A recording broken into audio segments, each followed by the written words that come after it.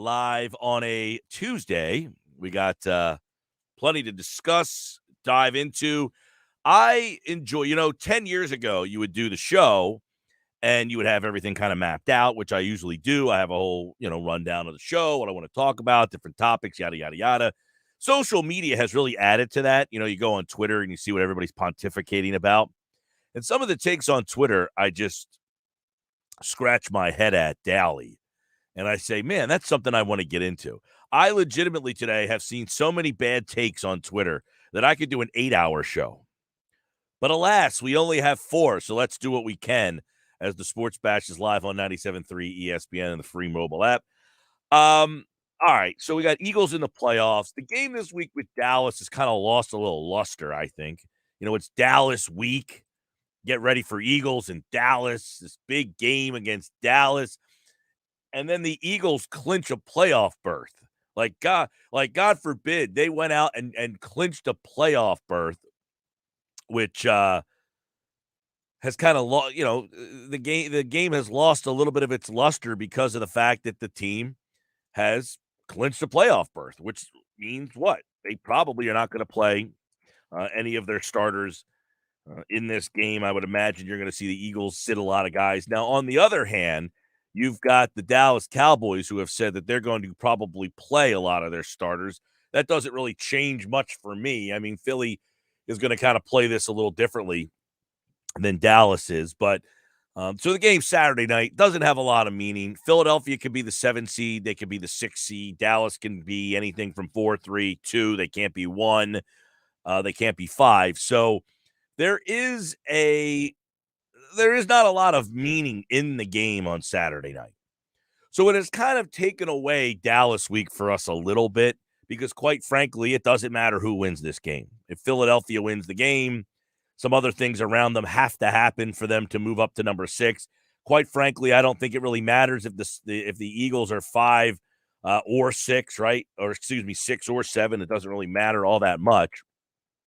But what I want to look at in today to kind of, kick off this Dallas week and this Eagles team making the playoffs, the Eagles are returning to the playoffs for the 4th time in 5 years, okay? It's the 4th time in 5 years the Eagles are going to the playoffs. And yet, the interesting part about that is I see social media and I see people go down this path of, one of the tweets that really stood out to me. Let me bring it up here. One is from Brandon Lee Galton. He's the guy from Bleeding Green Nation. Good dude. I like a lot of his coverage. He does a good job, I think, covering the Eagles. But he tweets an hour ago, Howie Roseman absolutely deserves credit for the Eagles overachieving this year. That being said, I do think it's funny how some of the praise is framed as if he took over the job from a previous bad GM. He's cleaning up the mess he didn't need to make.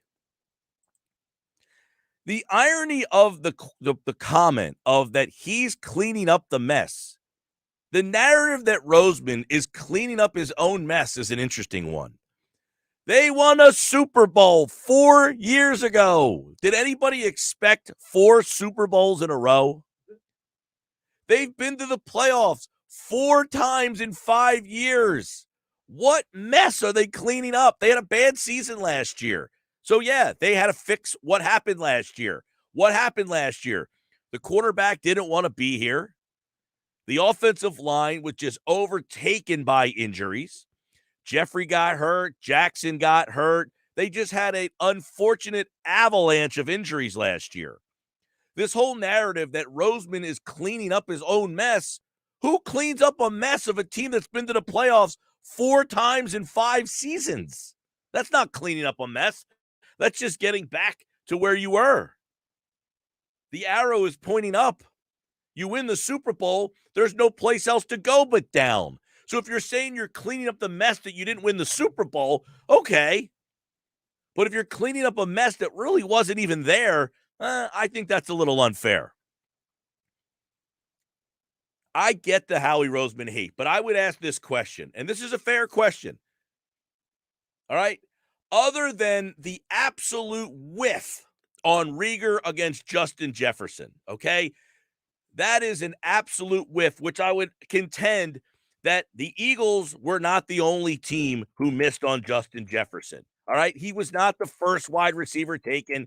He wasn't the second. He wasn't the third. He wasn't the fourth. He was the fifth. All right? So Howie Roseman missed on Justin Jefferson. There is no cleaning that up. But the Vegas Raiders took Henry Ruggs. He's not in the league anymore. The Denver Broncos took Jerry Jeudy. Nice player. The Cowboys took CeeDee Lamb. Very good. The Eagles got the worst of that group. There's no denying that. They whiffed on the Justin Jefferson thing. But let's not make it like Justin Jefferson was taken third and you had the second pick and missed.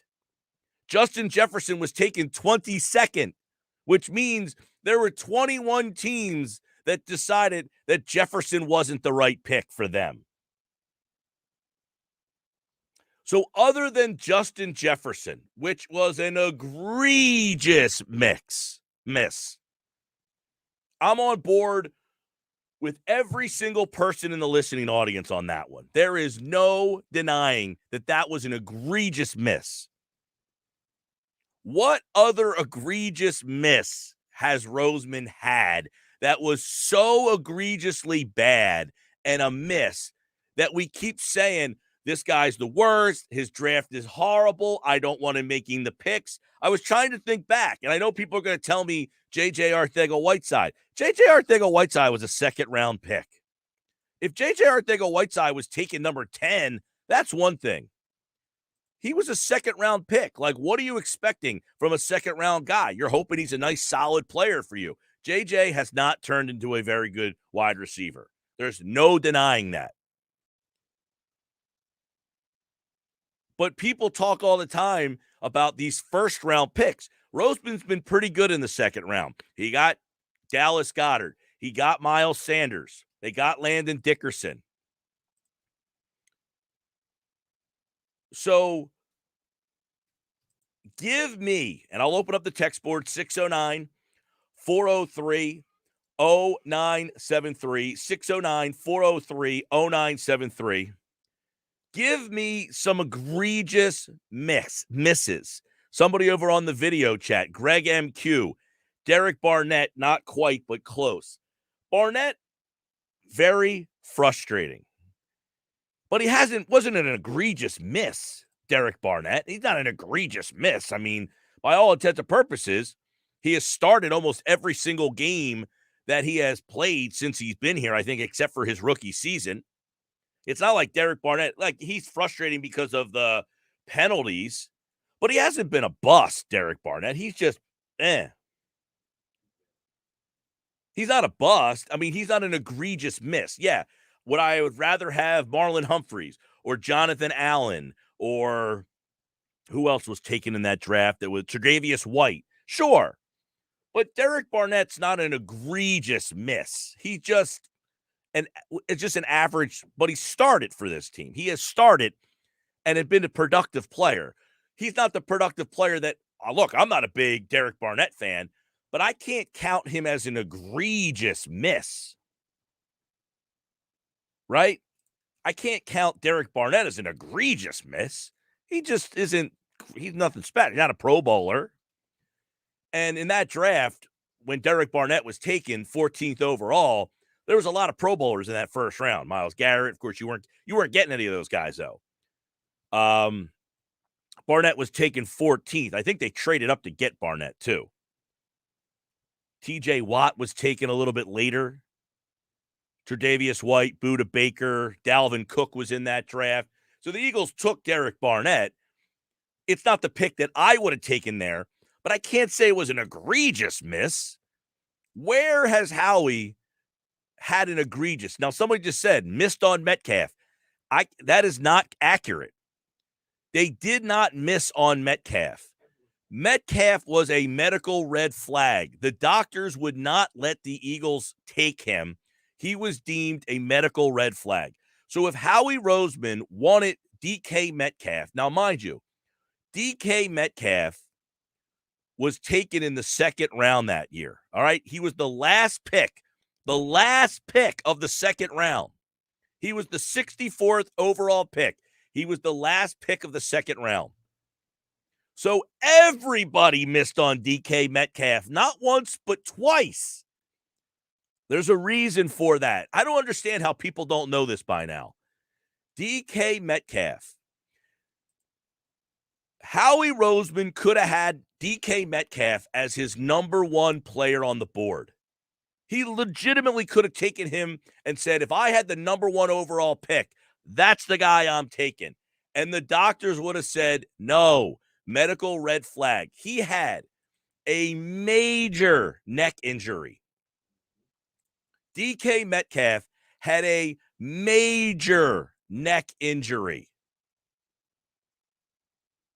And they thought that he may never play football in the NFL.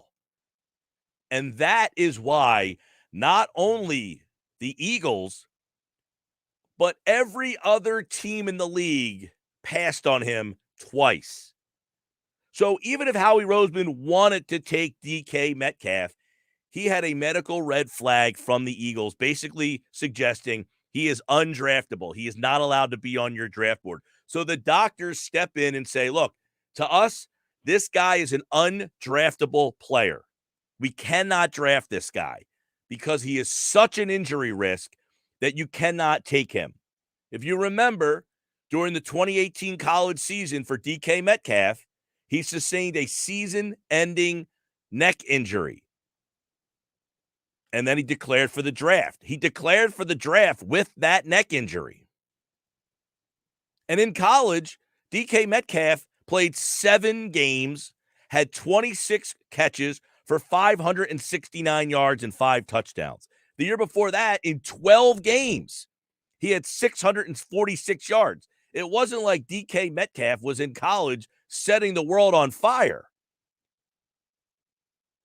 He was just a big physical freak, and then all of a sudden he gets this neck injury. There was a reason that every team passed on Metcalf. So that is why they did not take DK Metcalf. It's not because they didn't want DK Metcalf. It was more they were not able to take DK Metcalf. Now, I'm trying to think. And look, I'm opening up the text board. I'll open up the phone line, 609-573-3776, 609-573-3776. I would ask you, when I hear, well, the Eagles have 3 picks. Well, I don't want Roseman making the picks. Roseman is cleaning up his own mess. What mess? This team's been to the playoffs 4 out of 5 years. How's that a mess? Now, you would say, hey, they dropped off. They won the Super Bowl. Of course they dropped off. That's natural. You go from Super Bowl, you can only go down. Unless, of course, you think they can win 3 Super Bowls in a row, 4 Super Bowls in a row. You win the Super Bowl, typically you start to fall off a little bit. Unless you're the New England Patriots, not too many teams are playing for Super Bowls over a 10-year span, year after year after year after year. The Eagles, by being in the playoffs for the 4th time in 5 years, I think are one of only 5 teams that have been in the playoffs 4 out of the last 5 years. It just doesn't happen in this league. You look at a team like last night, the Cleveland Browns. I think they've had 1 winning season or 2 winning seasons since they returned to Cleveland in 1999. They've had 2 winning seasons since they've returned to Cleveland in 1999. Can you imagine living in Cleveland? 2. And we're complaining about the mess of a team that has been to the playoffs 4 out of 5 years. So again, I'll ask, give me an egregious miss by Roseman other than Justin Jefferson that created this quote-unquote mess that he has now cleaned up. Because some are like, well, he's done a good job, but he's only done a good job because he's cleaning up his own mess. What is the mess? Where is the mess? Now, okay, the other draft pick that I guess you can definitely say was it an egregious miss? I don't think it's egregious. He just hasn't played. He's been hurt. When he's played, he's been okay. He hasn't been awful. But is Andre Dillard egregious?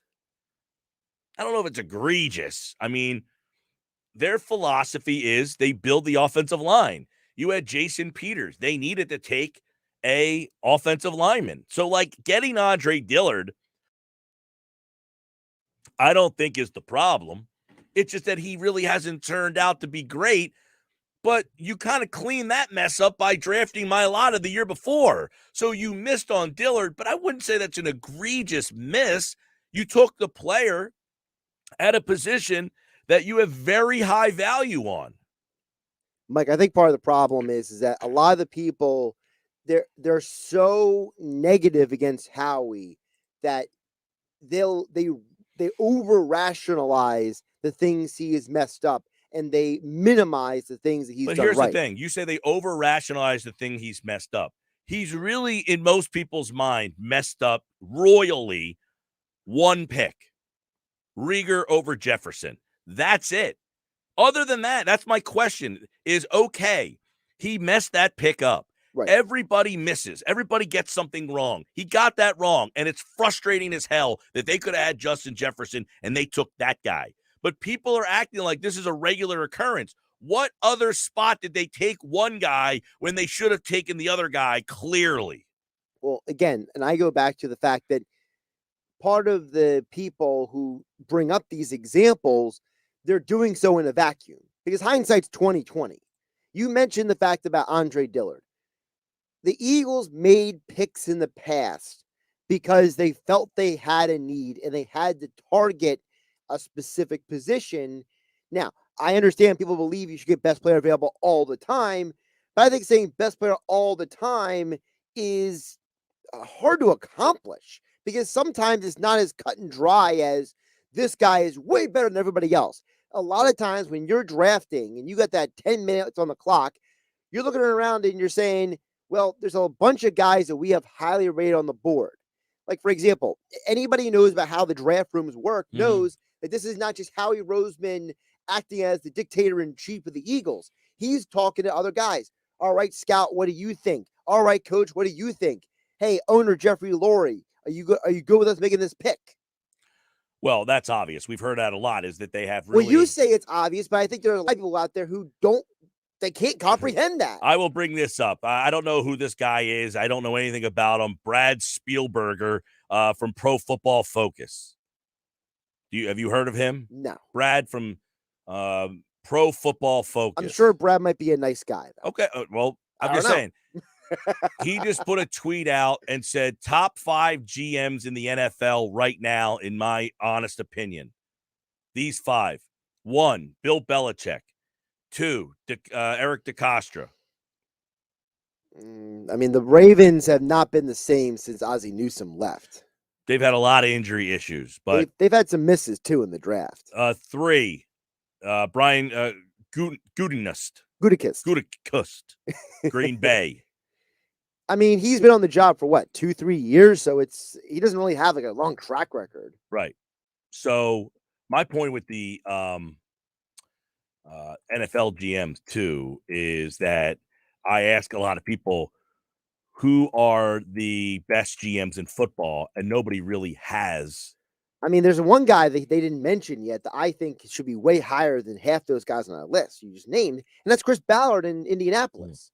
Number 4, by the way, he has Will McClay, who's the GM technically in Dallas.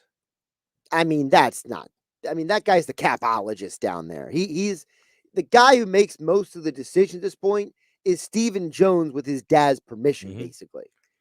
That's been documented. These are the 5. Belichick, DeCastro, Gutekunst, McClay. Number 5, Howie Roseman. I mean, I don't mind Howie being in the top 5, but I would take two of those guys out of the top 5 and put Chris Ballard Well, in the rest of the 5, he said rest of top 5 in some order: Loomis, Bean, Berry, Ballard, Snead. My question is, I didn't give first names for these guys. How many people in the listening audience know who these guys are?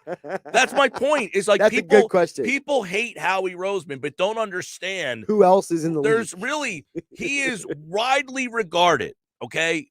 Pro Football Focus, like what they do or not. It's not like they're some idiots. But Mike, they have him ranked as the fifth best general manager in the entire league right now. The NFL.com list has him in the top 10. The Athletic list has him ranked very highly. Everybody's list has him ranked highly, except for fill in the blank Eagle fan who just hates him because he looks and sounds the way he does. Robin Margate says, Mike, Howie Roseman is a very mediocre general manager in pro football. His lack of talent evaluation in the draft has made the Eagles make up for flawed drafts via free agency. Nothing wrong with that approach, but could be costly because it's easy to overpay in free agency. Again, Rob, you just said he's very mediocre in terms of talent evaluation.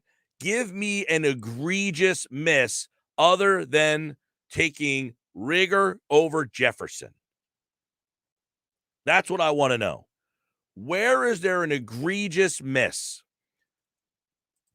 Now, the Dillard has not worked out, but they got Jordan Mailata. You're going to miss. You're going to make mistakes. You're not hitting on 100% of these picks. Nobody does. Okay, so they took Dillard.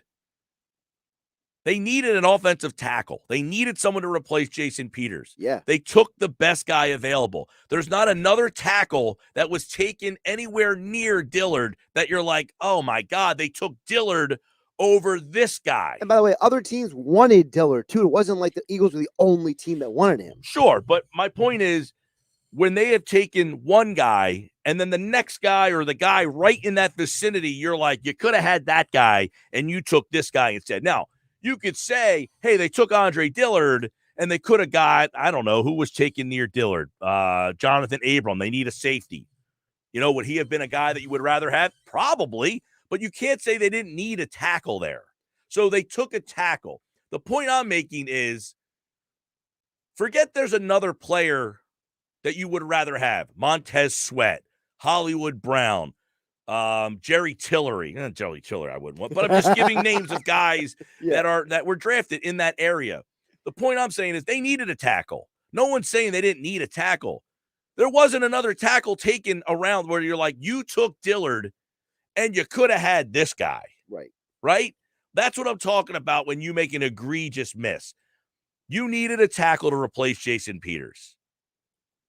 The guy you took hasn't worked out, but you took another guy in the draft, Jordan Mailata, who has worked out. So you missed on Dillard. He hasn't worked. Now, I would contend if Mailata didn't beat Dillard out, Dillard would be a fine tackle.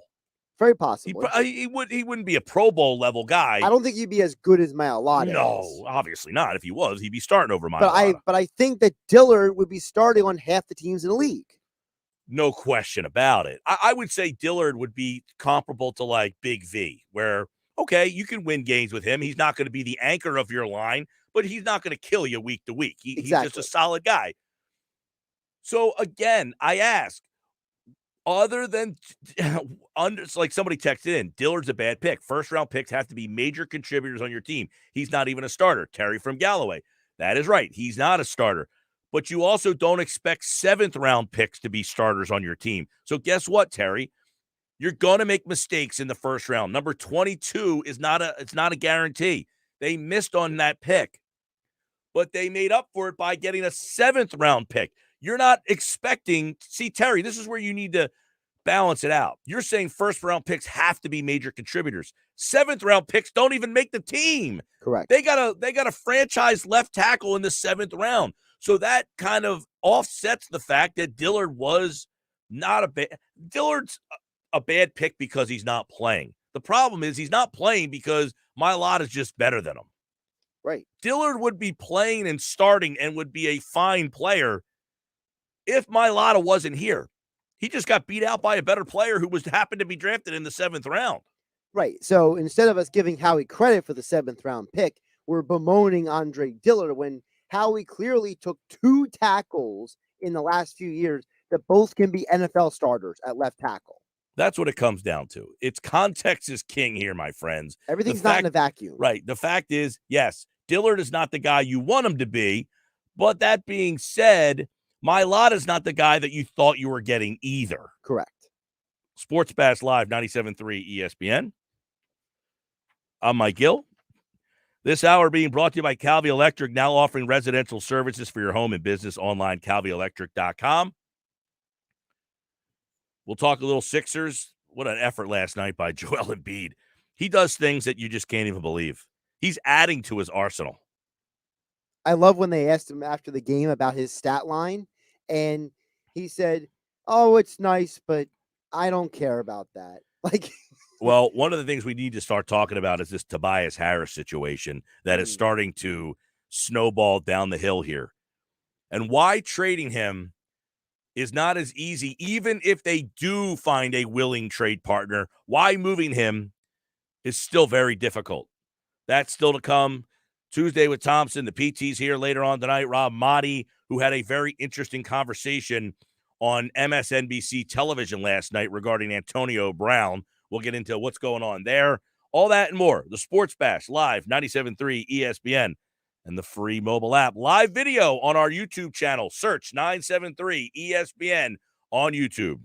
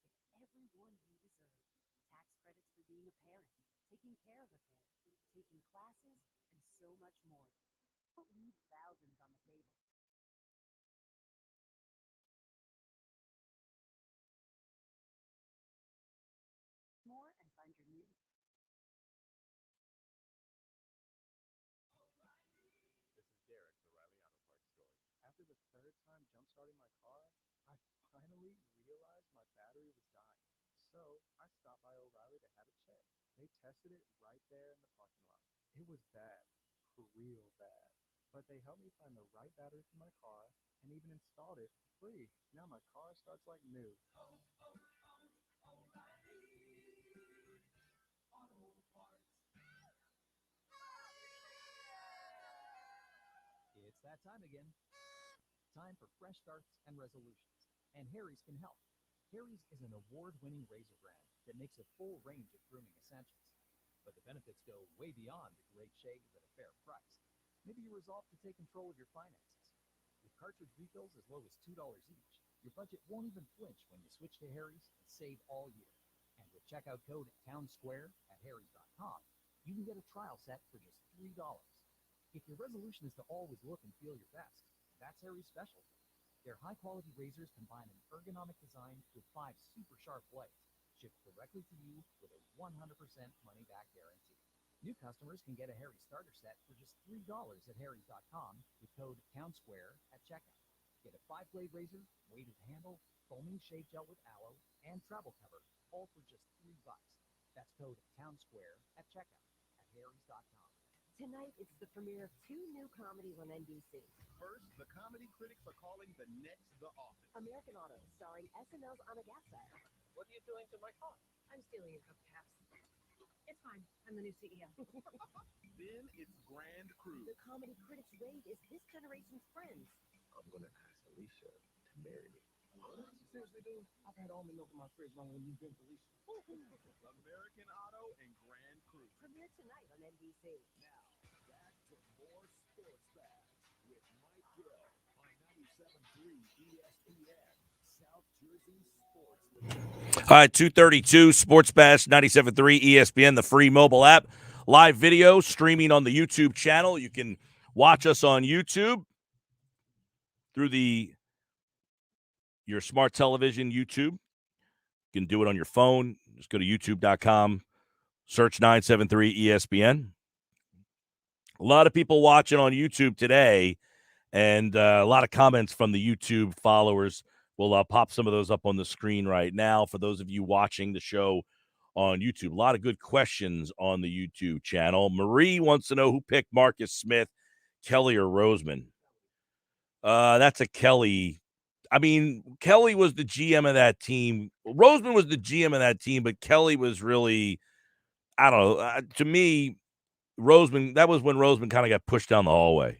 Yeah, Kelly was the guy making the personnel calls. Howie was just making the numbers work at that. Well, Roseman made the pick in Kelly's first season. Yes. After the first season. The year they drafted Lane Johnson and Zach Right. Ertz. So Howie drafted Lane Johnson. The second year after that gets a little murky. Right. That's when Kelly starts doing Marcus Smith and Nelson Aguilar. Right. And then the third year, Roseman's completely out of it. Right. But Kelly, the second year, Kelly did the whole, hey, if I'm making the dinner, I want to pick the groceries thing. Yeah. Danny Watkins, was that Howie? No, that was Andy Reid. Yeah. Guard Dog 37 is watching the show. He says Andre Dillard. I mean, yeah, Dillard wasn't a great pick, but it wasn't an egregious miss. That's my point. Guys aren't going to work out. You're going to draft players and they don't work out.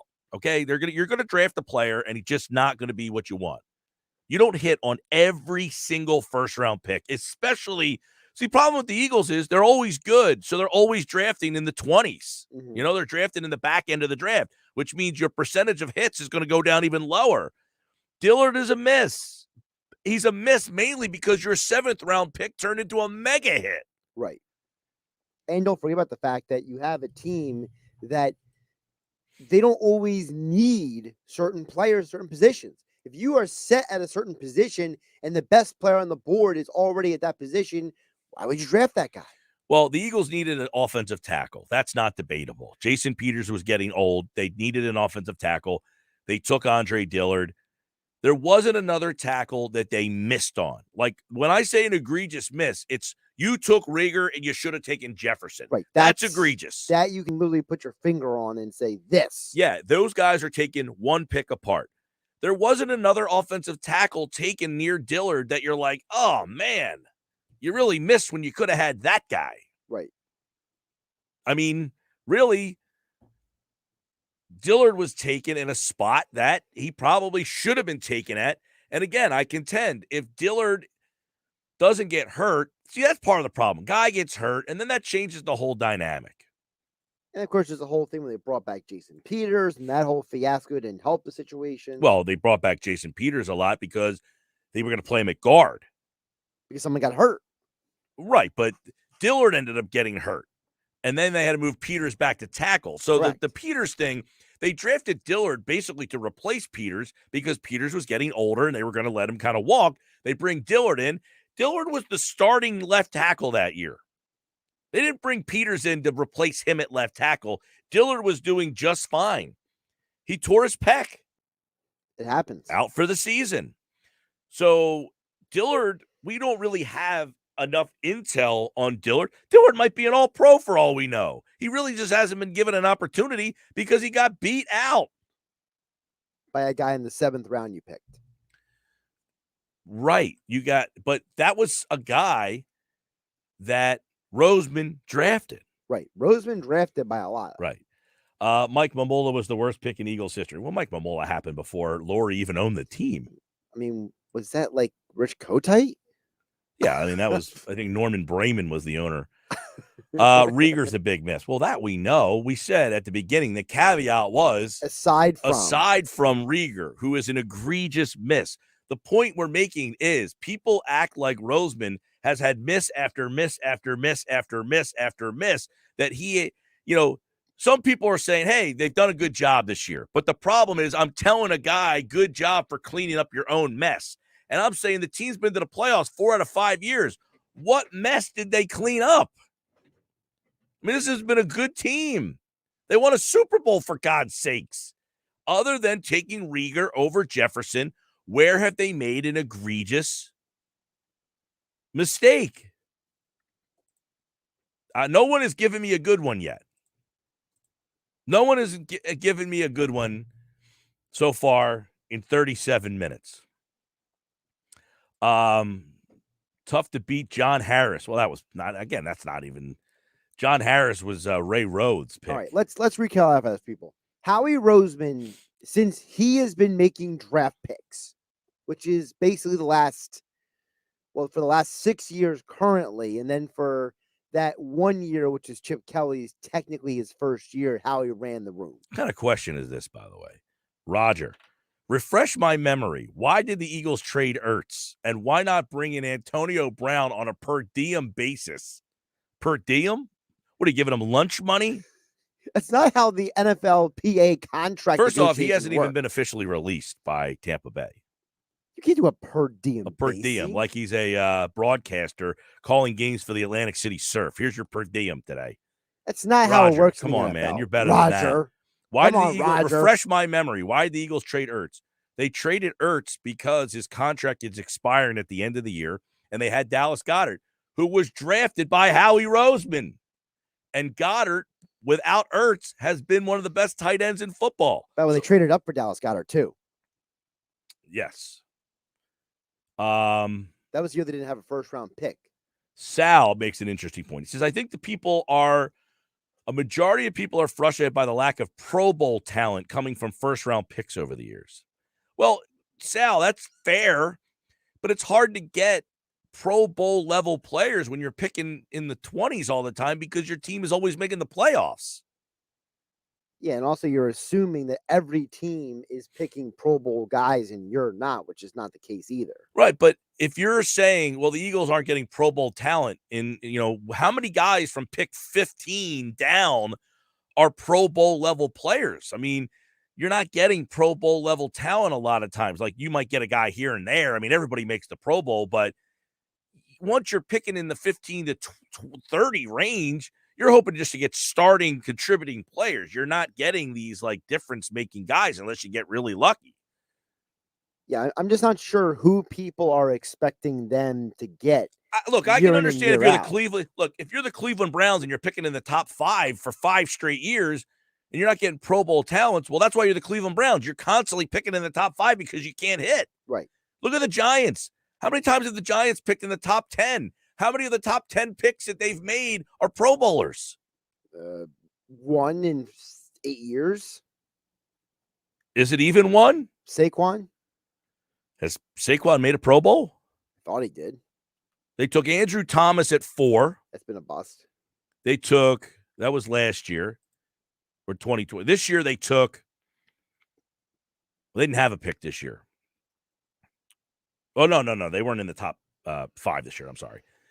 They took Andrew Thomas at 4. The Kadarius Toney this year. They took Andrew Thomas at 4. They took Daniel Jones at 6 in 19.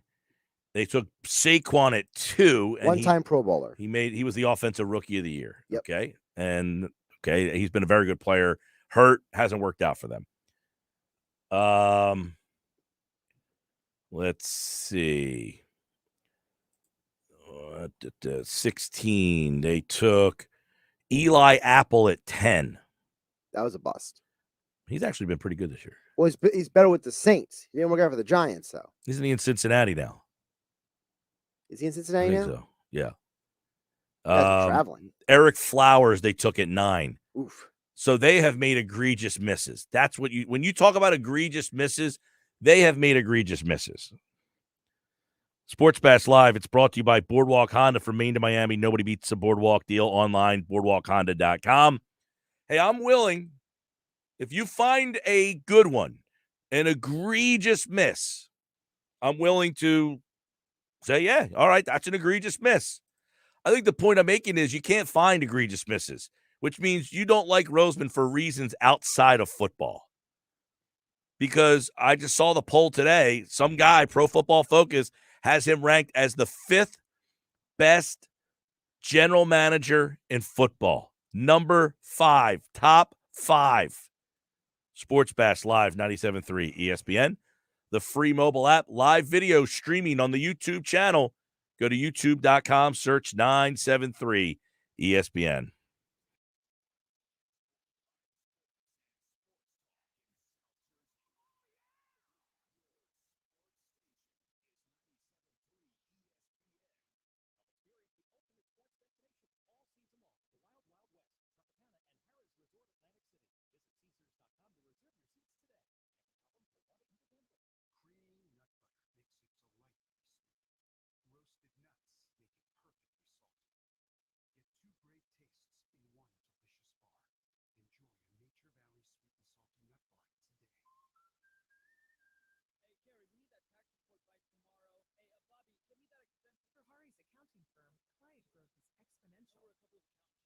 Whip-smart accountants at whiplash speed. Hey, so why aren't these receivables matching up? Indeed can help him hire great people fast.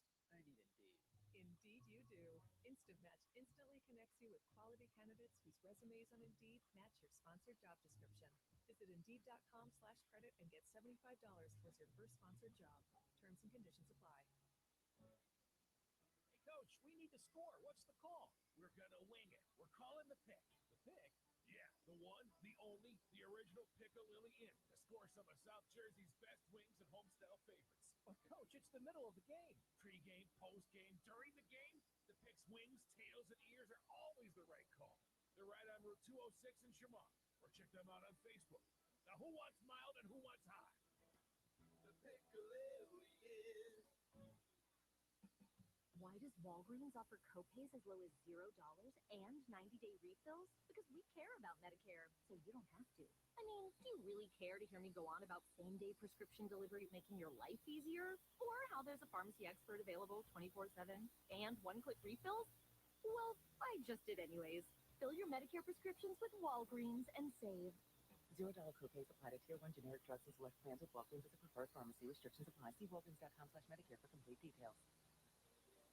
Have you wanted to speak a new language but thought it'd be too difficult or take too much time? Then try Babbel. In just 15 minutes a day, Babbel teaches you conversations that you will actually use. With 14 languages and lesson topics like travel, business, relationships, and more, you'll learn what matters most to you. Babbel.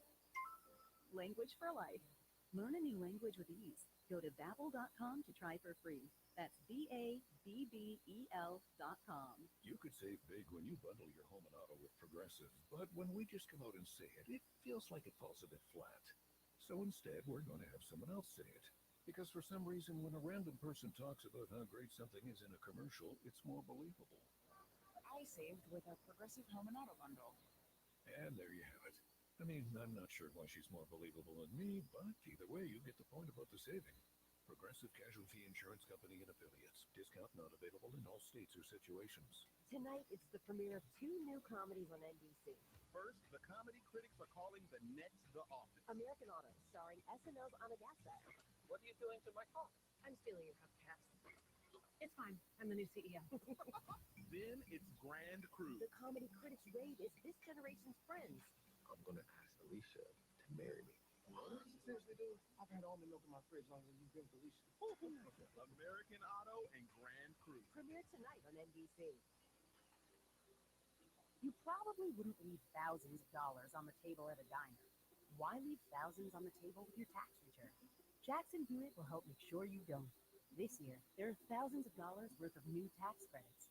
Your Jackson Hewitt Tax Pro will help you track down every last one, so you get your biggest refund guaranteed. Don't leave thousands on the table this year. Discover thousands of dollars in tax credits instead. Learn more at jacksonhewitt.com. Trust the professional parts people at O'Reilly Auto Parts to recommend the best products for your car. Like 5 quarts of Mobil 1 full synthetic motor oil, just $31.95.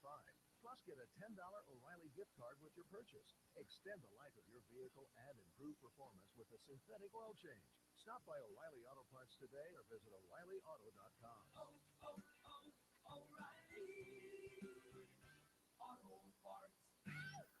At Church's, we're doing 10 pieces of our crave-worthy comfort-made spicy or classic. That's 10 legs and thighs packed with bold flavor. That's how we do value. So you can do the Church's 10 starting at $10.99 deal. Church's, bringing the down-home flavor. Offer valid at participating locations. Now, back to the Sports Bash on 97.3 ESPN. 247 on the Sports Bash, 97.3 ESPN, the free mobile app. I'm Mike Gill. Glad to have you with me on a Tuesday. Feeling a little better today. Hopefully, Flyers back in action tonight. You can hear the game on 97.3 ESPN. Hopefully, they get the game in. I know they said that they pulled the Ducks off the ice for precautionary reasons. I haven't heard anything else other than that the game is on for tonight. So that's 10 o'clock tonight on 97.3 ESPN. Flyers and Ducks. What do you know? The latest I know from Kevin Durso is, as of right now, the game is still on, but the Ducks are down to 10 forwards. So it's something to keep an eye on. 10 forwards. Just 10. Now, that's something you don't hear all the time. It's like, hey, the team's down to 2 quarterbacks or something like that. They have 10 forwards. That's it. That's all I got. You know, the Flyers have been so out of sight, out of mind. They've been on the West Coast. Well, they also had that huge pause in the NHL for so long, too. The pause, the West Coast, all that stuff. They're still out west. When I was filling in for you last week, Mike, on Tuesday, I was joking on the air about the fact that, you know, on ESPN TV, they were like, hey, hockey's back, because they were promoting the hockey game coming up. They're, you know, the basketball has been a mess. It's basically been a G League product for, you know, I mean, weeks. Last night, Embiid was unbelievable last night. I don't know how many people were actually watching it. You had the football. The football game was rotten. Did you watch Manning Cast? So what I did was I watched the full Sixers game, and then I had DVR'd the Manning Cast. So when the Sixers game was done, I flipped over to my DVR and watched the football game from the beginning. No, I can't do that. I mean, I know what's going on. I just don't pay attention that closely. It doesn't bother to me. Like I'm paying attention, but I'm not. You know the fact that you started a game and watched it when it was like an hour and a half in. Yeah, it was like a halftime by the time I started watching. Right. So you picked up the game from the beginning. Well, to be fully transparent, I actually, once the Sixers game was done, I watched Embiid's post-game interview and everything, and I watched McGinnis and Mark wrap up, which they've been phenomenal, by the way, calling these last couple of games. I flipped over to regular ESPN to see where the game was at because I was monitoring the station to make sure that we got to the right point on the schedule. Yeah. Then I flipped over to the DVR at halftime and began from the beginning. So that's a whole nother story, by the way. The whole McGinnis, Mark Jackson thing. See, I think the Sixers, it's not the Sixers, by the way, right? NBC Sports Philadelphia is who hired the TV broadcasters. Right. Now, I believe McGinnis works for the Sixers. That's what I understand to be, yes. Right. McGinnis, to me, the disservice is they hired Kate, and I think Kate does a fine job. The problem is she is such a drastic change from what you're used to. Correct. So you're trying to get used to something new, which is not easy. It's not like when Harry Callis passes away, Tom McCarthy doesn't stink. It's just he wasn't Harry. It took like 5 years for people to be like, you know what, McCarthy's not bad. Right. You're throwing Kate Scott into a situation where she's got to follow a legend. Zoom off. Here's the problem I have with it. It's not that Kate's not qualified and doesn't do a good job. They should have understood that she had a lot of times. Now, I think they both are out with COVID situations Correct. right now. But previously, she missed all those a lot of games. time because she had other obligations. Right. Here was the issue for me. NBC or whoever did a disservice to her on the nights when they knew she wasn't going to be there, putting Tom McGinnis on, who everybody loves. So now you've put this person on who everybody loves. Everyone's trying to get used to this new person, and you know she was not going to be there a lot. I mean, she missed like 5 games because she had college football obligations. At least 5. And then this situation, my point was you should have left McGinnis on the radio and had some other vanilla. You find a vanilla Jones to throw on the radio, on the television side, just to get you through the Saturday nights when she wasn't there. Right. You don't put the guy who everybody's saying, why didn't you use this guy for this job? We like this guy. I don't even know that McGinnis wanted the job, to be honest with you. There's some people, I can vouch for this. I prefer to do a radio broadcast than a television broadcast. I just like radio better. I've done both. I like doing radio. I think Tom McGinnis likes doing radio. And he probably would tell you that. And I don't know that Tom wanted the job, was even applied for the job. The problem is you got Kate, who obviously people are like, whoa, this is a major change to the broadcast. It's not that she's not qualified, in my opinion. It's that you knew she was going to miss a lot of time. You put her at a disadvantage. And then you replaced her on the nights that you knew she wasn't going to be there with somebody that you knew the people were going to say, I really would rather this guy. And that was the problem. If you would have put just some random Mahath in there for Saturday nights that nobody even knew who the guy was or the girl was and just said, hey, 5 Saturday nights, you're going to do the Sixers games on TV, people wouldn't be like, you know what, I really want that guy. You put Tom McGinnis on there, and people are like, I really want that guy. Now, I think Mark Jackson does a really good job doing the color commentary. I think him and McGinnis together have been an excellent combination. Well, which is interesting because McGinnis typically does the games by himself. So now you're throwing him into a situation where he's got to work with somebody, and that's not easy to adjust to either. But I think Mark has done a good job at understanding that this is not Tom's, like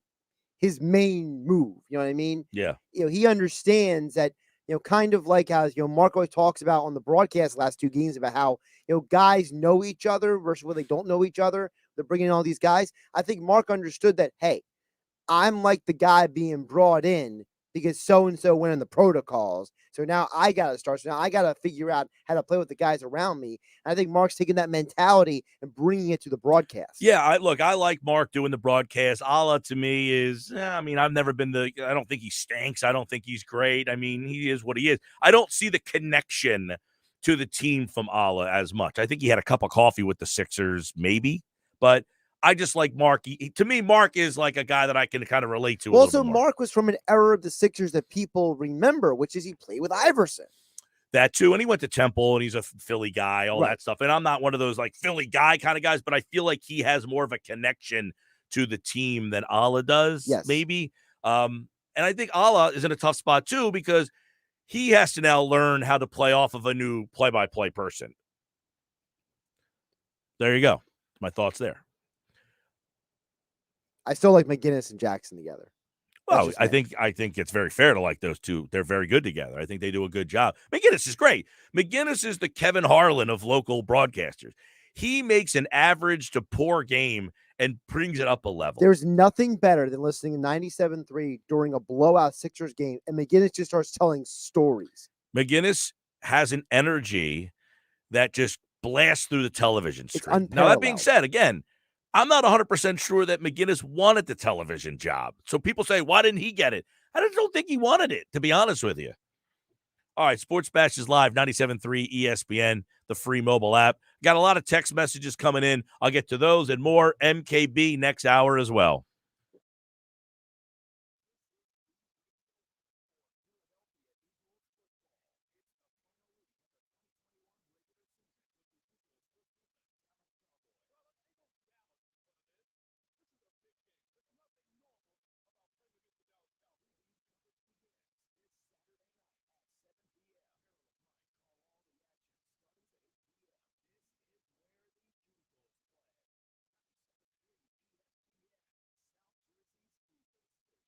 Have you ever wondered why eyeglasses cost so much? The eyewear industry has been dominated. To change that. Start at just 95 for free. That's warbyparker.com. Tonight it's the premiere of 2 new comedies on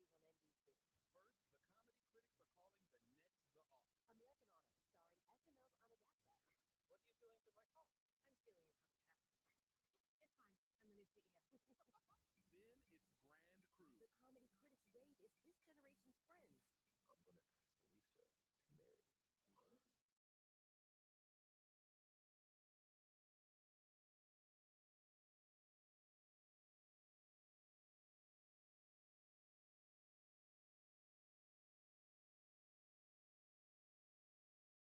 To Luke Burgandy and all the prop swappers out there, we've got some great stories we're going to tell. Luke, what's happening, man? Happy New Year, the most fun part of NFL and college football, and this is the time of year when these tickets become really, really valuable, or these tickets go to zero. Well, we saw the college football playoffs, and we have been telling people that you can still make money even if the team doesn't win.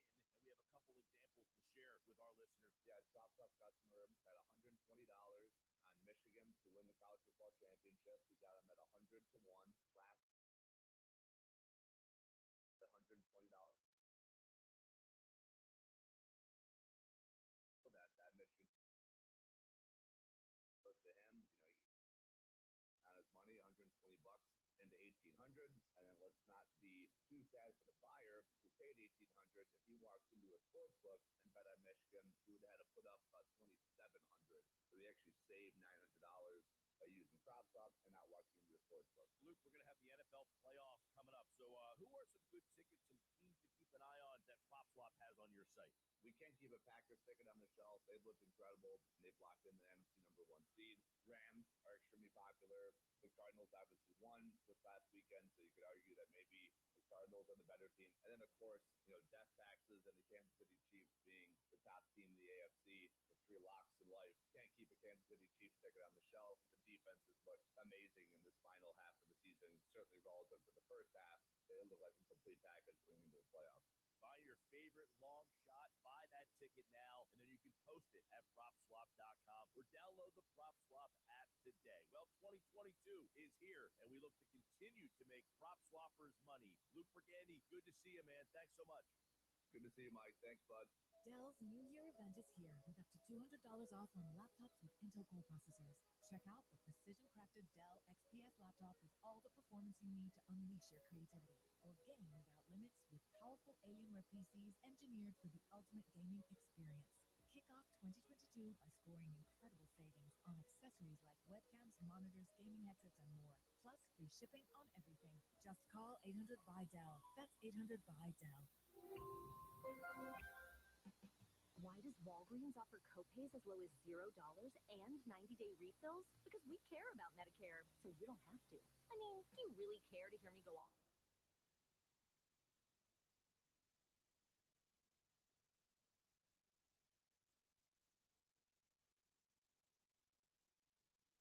Walgreens and save. $0 copays apply to Tier 1 generic drugs and select plans with Walgreens as a preferred pharmacy. Restrictions apply. See Walgreens.com/Medicare for complete details.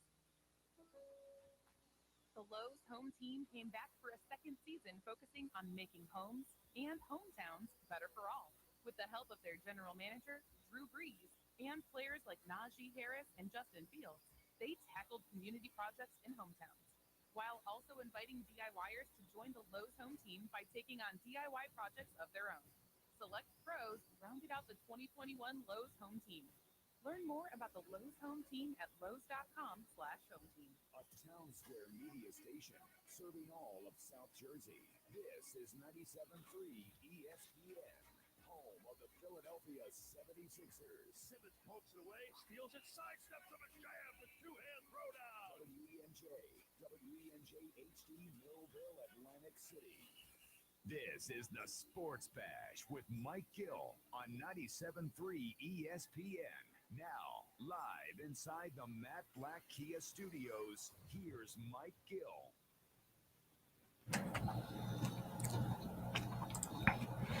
Sports Bash Live, 97.3 ESPN, the free mobile app. I'm Mike Gill. What's up, everybody? A lot of people watching on the YouTube show today. If you're on YouTube, go to youtube.com youtube.com, search 973 ESPN. You can watch the show over there. Use your smart TV and just launch the YouTube app on your smart TV and just search 973 ESPN. And you can find the Sports Bash Live each and every day. We do it right here on our YouTube channel, 97.3 ESPN, the free mobile app. We got a lot of comments coming in. Jeff Nadeau is back with us here for another year, 2022. Happy New Year, Jeff Nadeau. What's up, man? Same to you, Mike. Thank you. I'm doing well. Hope you're doing well also. Why don't you tell everybody what you're going to be doing in the new year? You're going to be bringing the big man on basketball back, and people can start watching that now. Yeah, the show's out now. I did episode 1. It's out today. We going to get back into the swing of things at college hoops. We had the show last year. We're going to bring it back, and it is back. It's out now. You can find it on my YouTube channel. All you got to do is search Big Man on Betting. It's out now, as I said. I also have my Patreon, which I'll keep doing. And, the sit down, Mike, that's making money for me now. I'm making money off ads, which is great. We have a big show tomorrow. We're going to talk about someone that Paul Vario. We're going to talk about Paul Cicero from Goodfellas. Not Paul Cicero. That's not his real name. It's Paul Vario. Very high up in the Lucchese family. We're going to talk about him and the Goodfellas crew. All right, Jeff. So we've been having a conversation. Now, there's this interesting – now, I'm no Howie Roseman hater, okay? I know a lot of people don't like Roseman. The guy won the Super Bowl for the team. I can't hate the man. I'm sorry. So the narrative of that he's done a good job this year, where would you stand on that? I'm seeing a lot of these takes out there today that he's done a good job of cleaning up his own mess. Yeah, and I'm that's thinking to myself. Go ahead. Yeah, that's the thing. Let's ask ourselves, explain what he's done that, he was his draft picks haven't been good. I mean, outside of Devontae Smith, who it was hard to screw that up. Well, Dickerson's been pretty good. Yeah, and again, he wouldn't be even here if he had no injuries. But yeah, you're right. That's a good point also. But defensively, they still have issues. The linebacking crew is not good. It's not a completed picture here. Well, Mike, listen, you asked me and I'm responding. I don't know if I can explain what he's done. I think he's been and done what he's had to do. I don't give him any lauded review, but I think he's been better than normal, which, has over the years. I bring this up. The Pro Football Focus did their GM rankings. He was number 5. Yeah, listen, Mike, it's no secret you carry the water for Howie Roseman. You've been doing it forever, and you do it whenever I talk to you. That's fine. Listen, Mike, I don't hate Howie. I'm concerned with all these draft picks because, again, the one thing he has not done well over the years is draft. But all right, let me ask you this question. And look, I am not the biggest Howie Roseman. I just feel like people hate the guy, and it's for reasons other than football. I feel like if his name wasn't Howie Roseman and he didn't look and talk the way he did, we probably wouldn't think of him the same way. But I think people just don't like him more so than they don't think he's good at his job. They just don't like him. So I say, other than Rieger, we all know, egregious miss. Yeah. Where have they made an egregious mistake?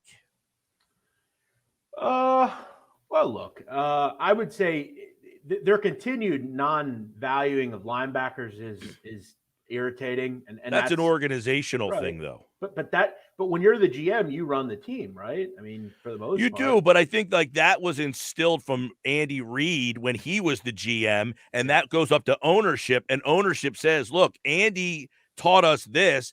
We were successful. We are keeping that as our you know what I'm saying? If you ask me to grade Howie this year, I would say he's done pretty good. Arcega-Whiteside was a horrific decision. You don't have any free wide receiver. I think if you had one more wide receiver, this team would be really solid.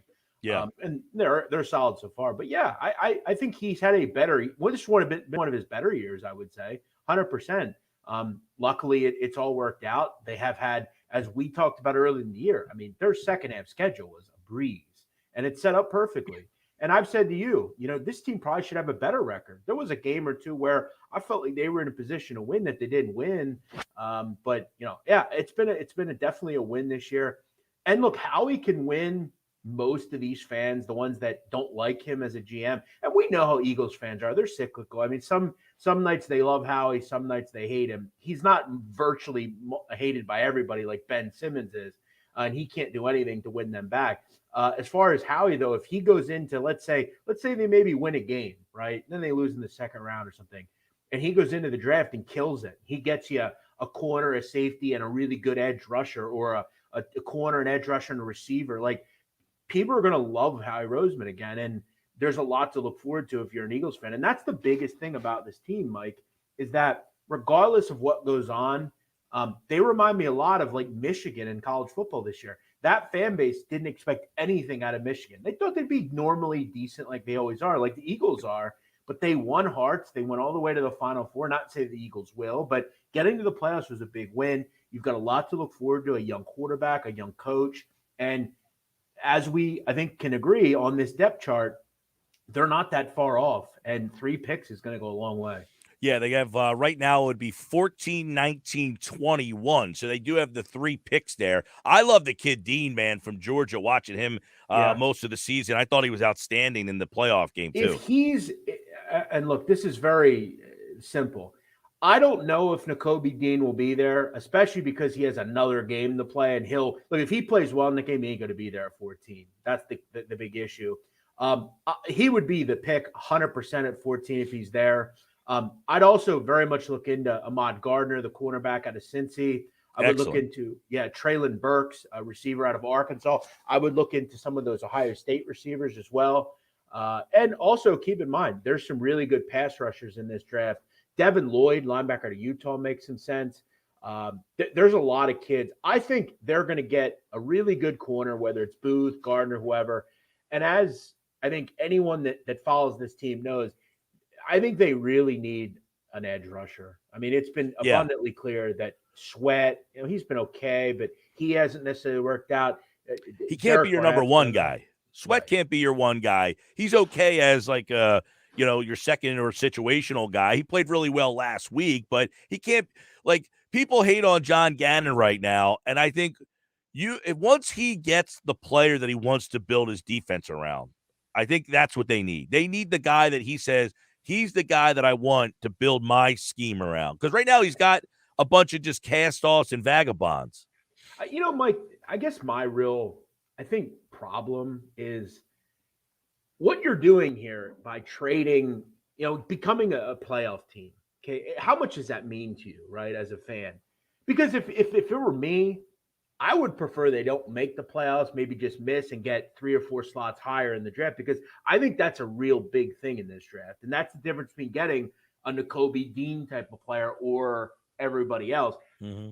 I don't think this team's going to win a Super Bowl. And let's be real honest, every single opponent they're going to get in the first round is not a good matchup. The only one that I'd really, be somewhat okay with facing would be the LA Rams, because what do we know about Matthew Stafford, Mike? He hasn't won a playoff game ever. So, but it's I so worry. Funny you say that. You should see the text chain I have between me and my 2 buddies. Now, I'm not a big Stafford guy, and he's telling me I wouldn't go on the air with that take. You're going to lose credibility. I said, because I don't think Matt Stafford's.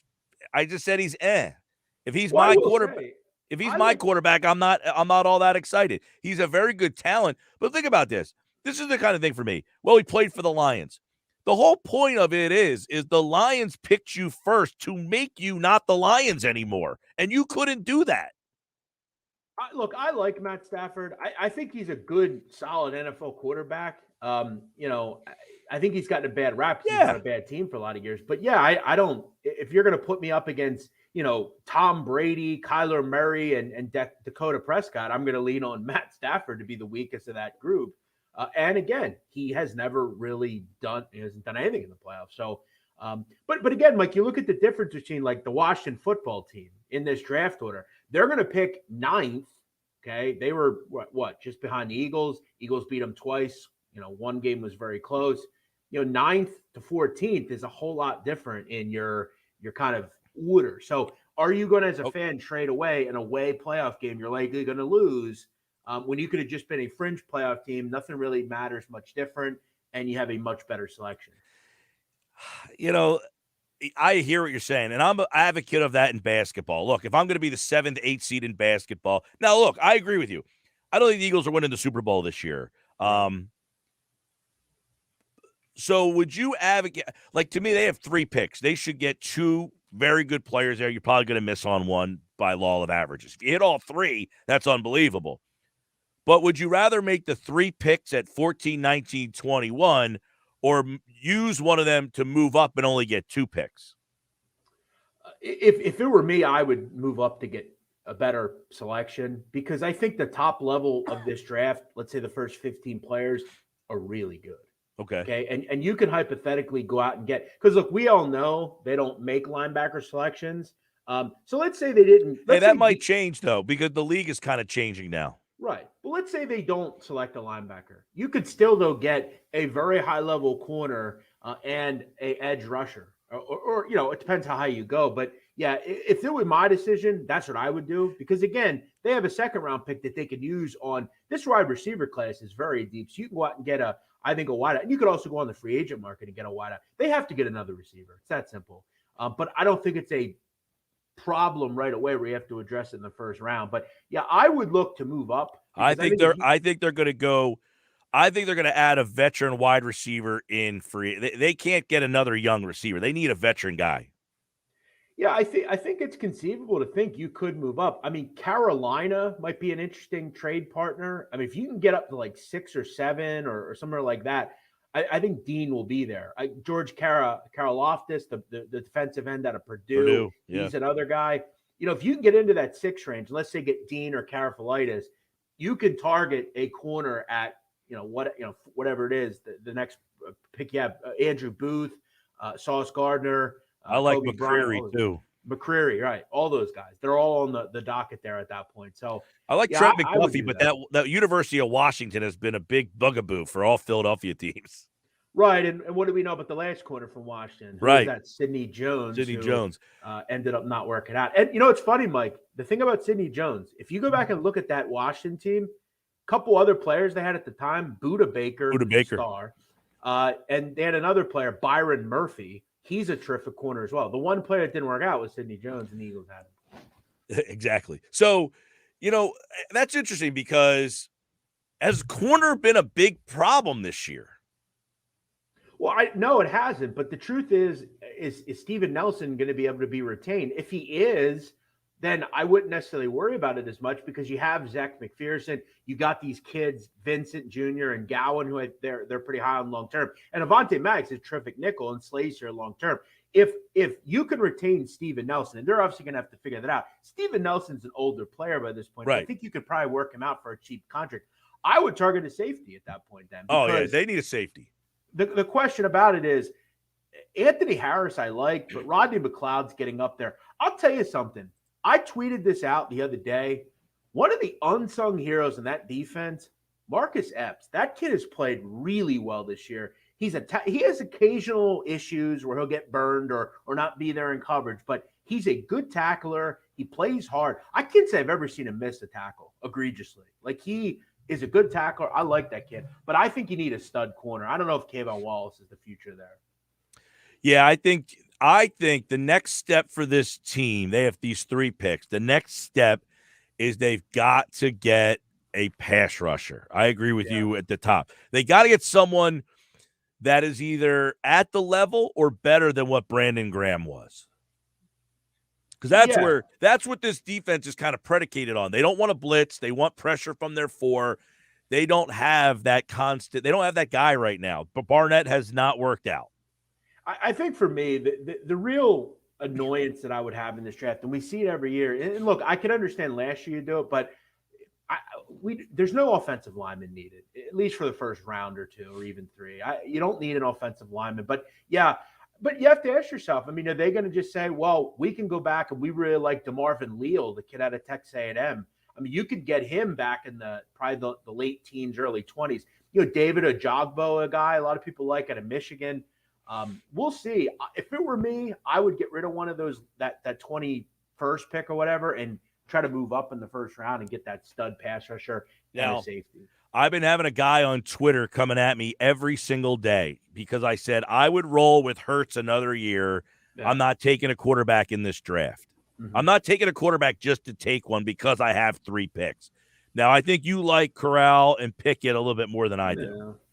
No. Listen, Mike, they're like the, you know, if you watch the movie Little Giants, there was like that girl, the coach's kid. She was the best player. She was the best player on like a bunch of rejects, right? Like, I'm not calling these kids rejects, but like they are. I mean, they're not great, nothing special as far as any of these quarterbacks.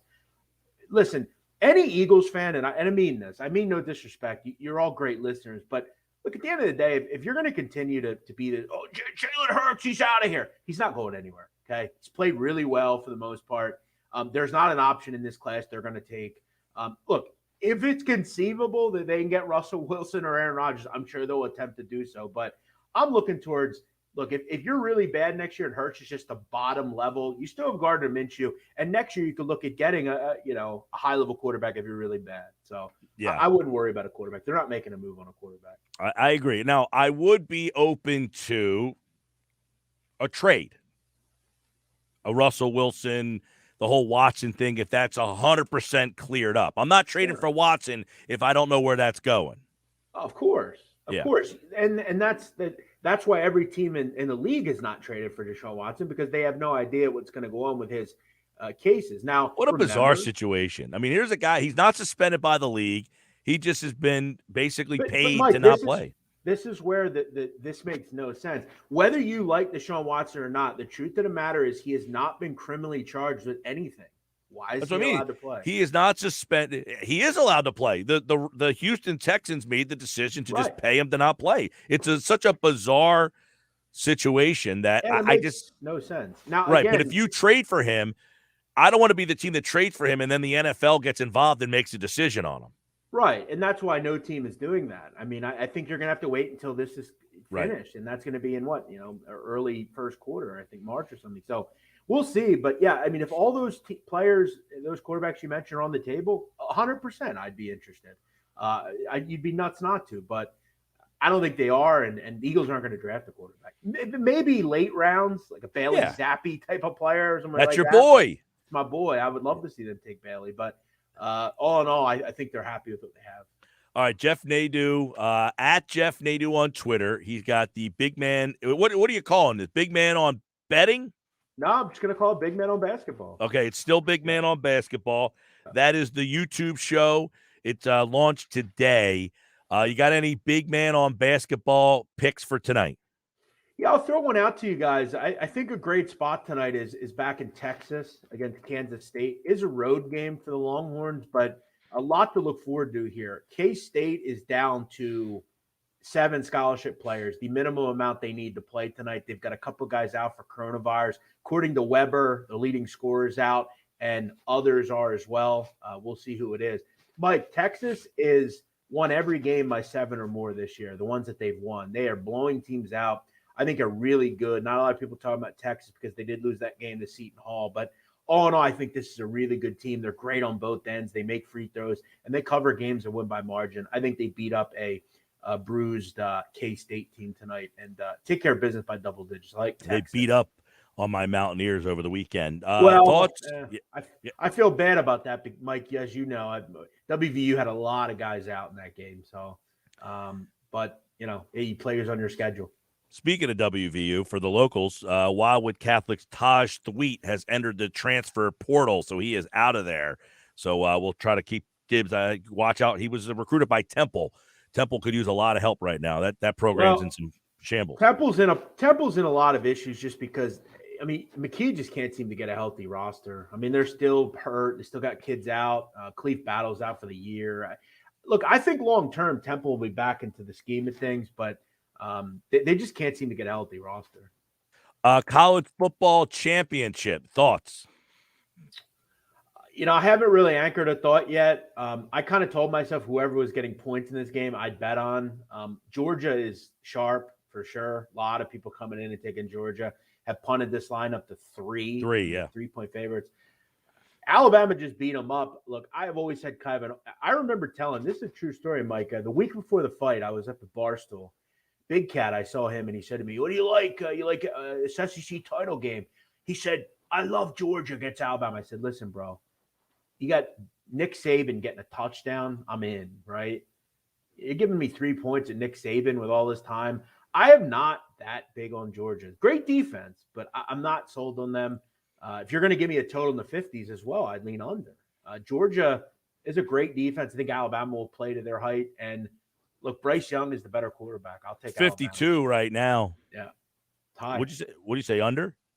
I like under, but I more or less like Alabama. If you're going to give me 3. Yeah, it's 3 and 52. Alabama.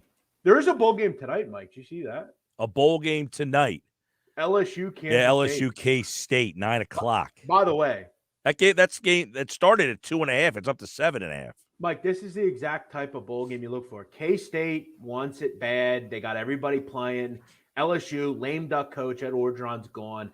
I think their whole defense is out tonight. I mean, Deuce Vaughn's going to have a big game. That's why this number's moved up. You know what I did here, Mike? Little piece of advice for your people. I teased when K-State was at 6.5, teased it to 0. You could do it now to 1.5. I teased it with North Dakota State this weekend against Montana State in the big FCS championship game. We know how good North Dakota State is, Mike. Trey Lance, Carson Wentz. That's a tip from the big man right there. Jeff Nadeau on Twitter, at Jeff Nadeau. Check out the sit down. When's that dropping? Tomorrow morning, Mike. I want to thank anyone that listens to this show. Mike, 130,000 downloads last month alone. Show's killing it. Thank you. Thank you. Jeff Nadeau. We'll talk to you next week, man. Sounds good. Thanks, Mike. That's Jeff right there. And he was kind enough to join us here on the Sports Bash Live on 97.3 ESPN. I like the sit down. It's very interesting, introspective of organized crime. I was watching I forgot to ask. I should have just asked him. There's an organized crime documentary on Netflix I was watching last week. Sports Bash is live, 97.3 ESPN, the free mobile app. Hey, Joel Embiid has been named the Conference Player of the Month in the Eastern Conference. All he did was average 29 points, 11 rebounds, 4 assists, a steal and a half, and a block and a half. It's pretty good. Sports Bash coming up. Michael Kaskey-Blomain at 3:40 today. We'll talk a little Sixers and NBA. I got text messages I want to get to. I got tweets at Mike Gill Show. I got people watching on the YouTube stream. I will get to your comments as well. I'm Mike Gill, at Mike Gill Show on Twitter. This is 97.3 ESPN, and you're listening to the Sports Bash.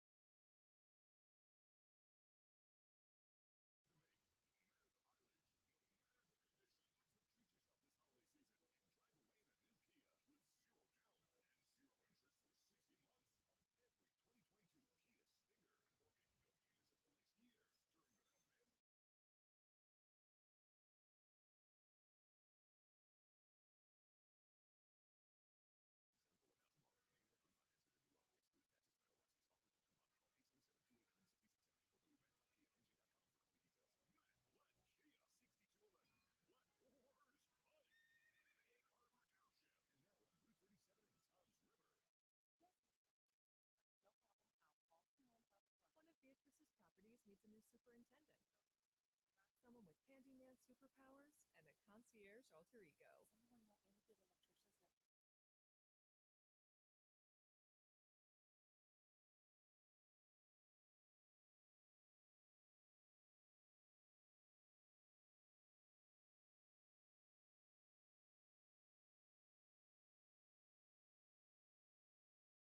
Peloton bike. There's always something new to try. We're adding new music to our artist series. New disciplines like boxing. Fight your way through. Let's make it count. So many new workouts to try on and off the bike. Let's go, Peloton family. There's always something new to keep you motivated. For a limited time, get a $550 value on the Peloton Bike Plus. $300 off plus.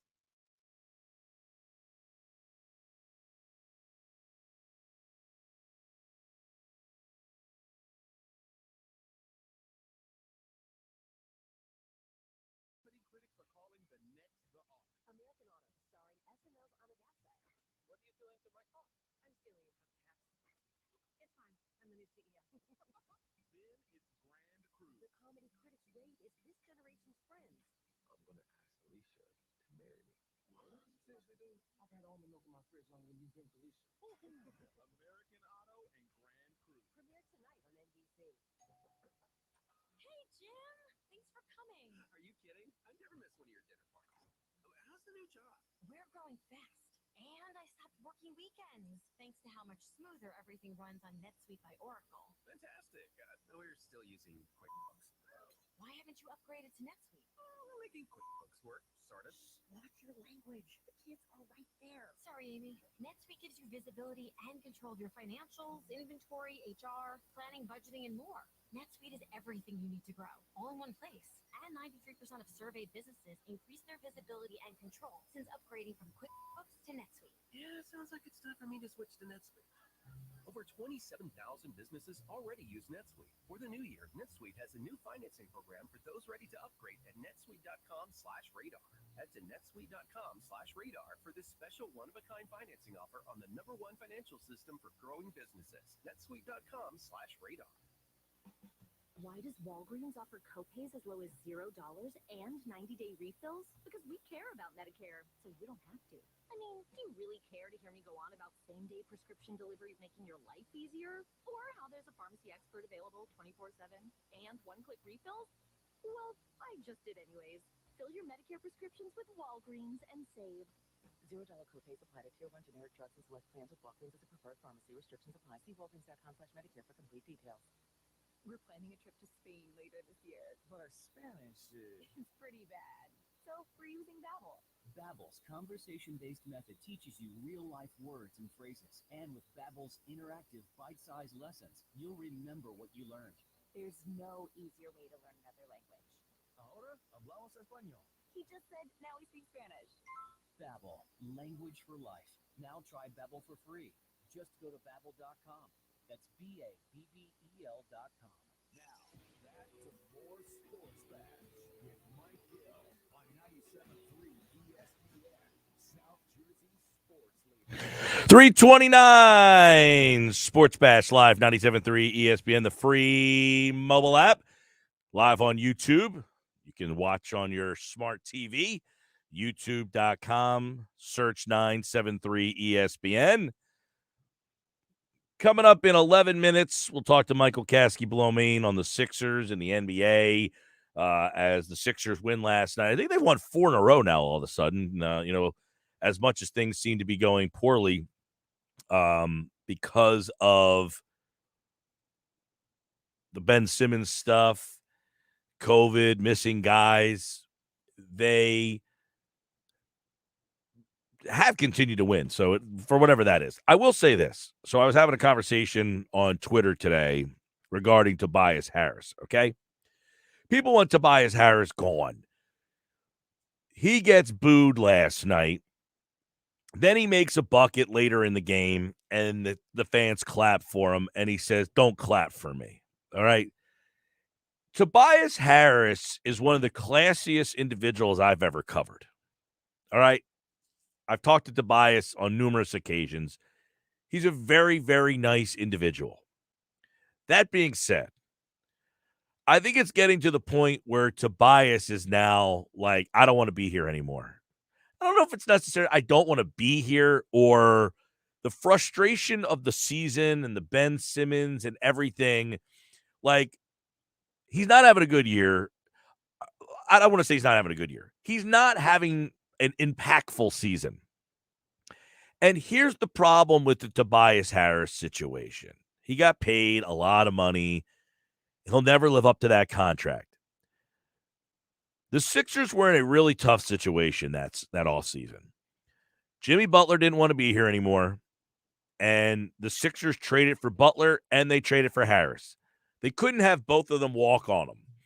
When Butler said, I don't want to be here anymore, the Sixers panicked, and they gave Harris a max deal.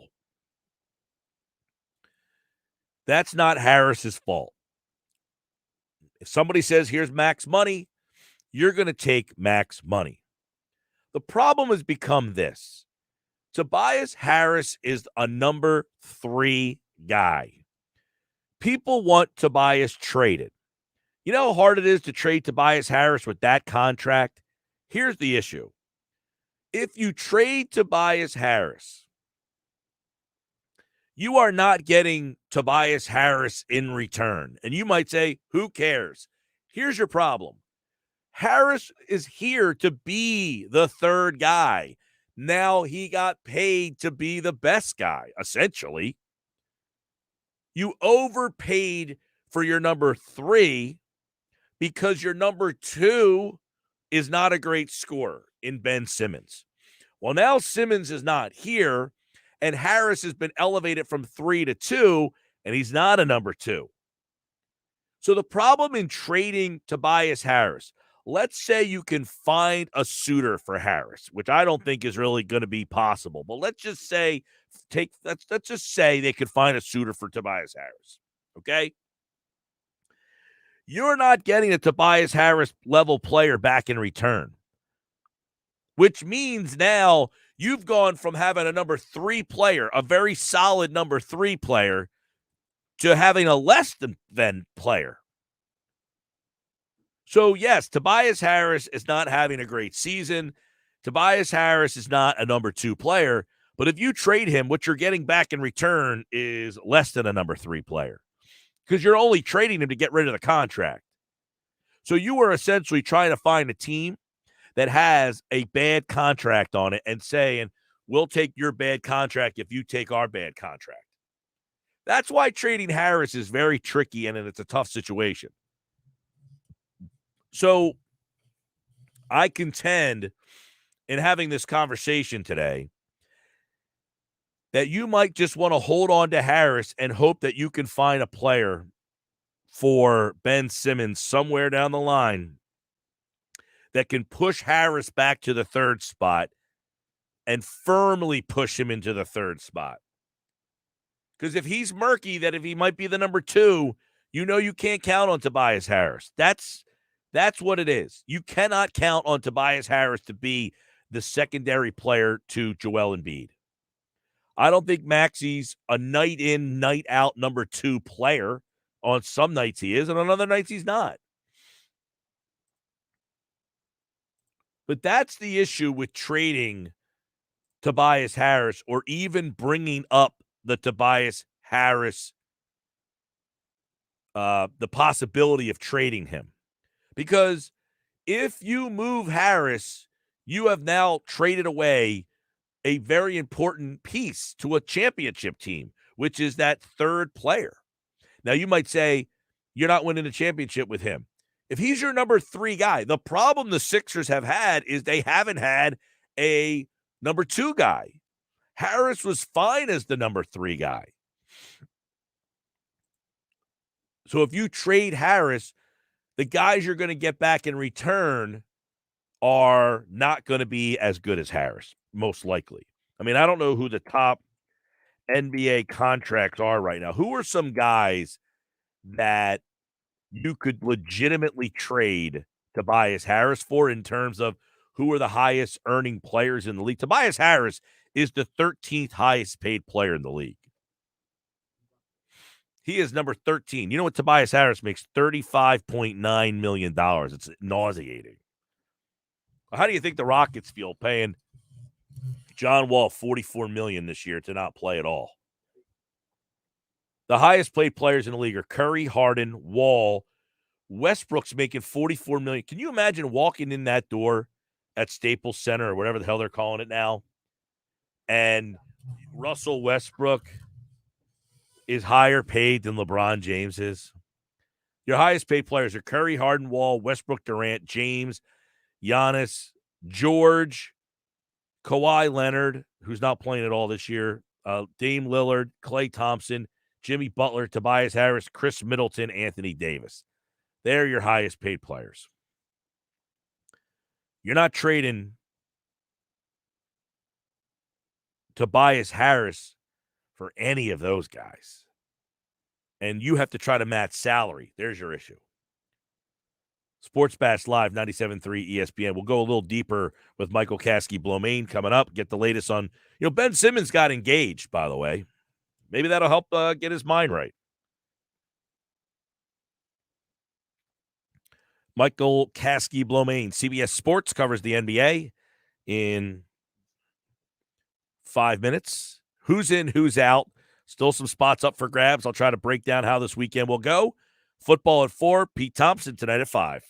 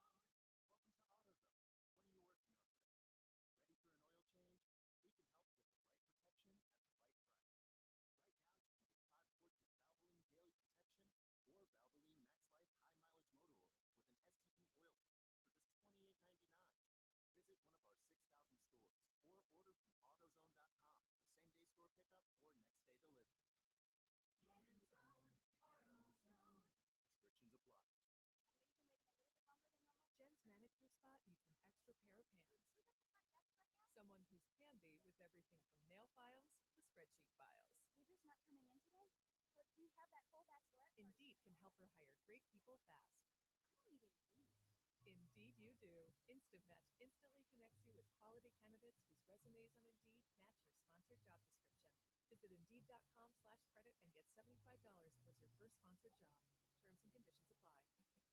Why does Walgreens offer copays as low as $0 and 90-day refills? Because we care about Medicare, so you don't have to. I mean, do you really care to hear me go on about same-day prescription deliveries making your life easier? Or how there's a pharmacy expert available 24/7 and one-click refills? Well, I just did anyways. Fill your Medicare prescriptions with Walgreens and save. $0 copays apply to Tier 1 generic drugs and select plans with Walgreens as a preferred pharmacy. Restrictions apply. See Walgreens.com/Medicare for complete details. This is a message for the people of Cape May County. For over a year, we've been doing the hard work necessary to slow the spread of COVID. Over 60,000 county residents have been vaccinated, but that leaves about 35,000 residents left to get their shots.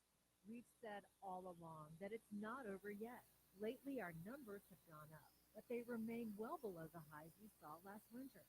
There's no need to panic, but you should be careful and mask up indoors when social distancing is difficult. We know that the more people we have vaccinated, the more we slow the spread of the virus.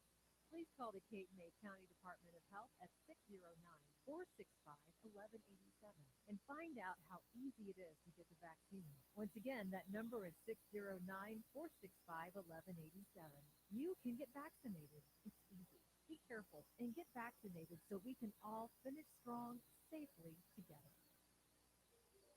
Have you wanted to speak a new language but thought it'd be too difficult or take too much time? Then try Babbel. In just 15 minutes a day, Babbel teaches you conversations that you will actually use. With 14 languages and lesson topics like travel, business, relationships, and more, you'll learn what matters most to you. Babbel. Language for life. Learn a new language with ease. Go to Babbel.com to try for free. That's BABBEL.com.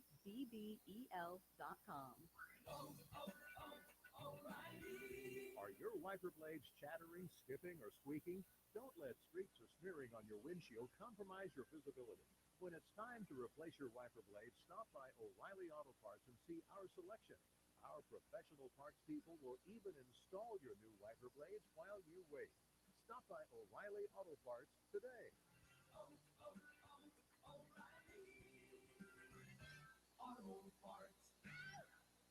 Jackson Hewitt needs you to know 3 things about filing taxes this year. 1. There are thousands of dollars worth of new tax credits on the table. 2. You have to file for them to make sure you get the right amount. 3. A Jackson Hewitt tax pro will help track down every credit you deserve. Tax credits for being a parent, taking care of a parent, going to school, and so much more. You don't want to miss out on thousands. Jackson Hewitt knows that. Discover thousands in tax credits and get your biggest refund guaranteed. Learn more at jacksonhewitt.com.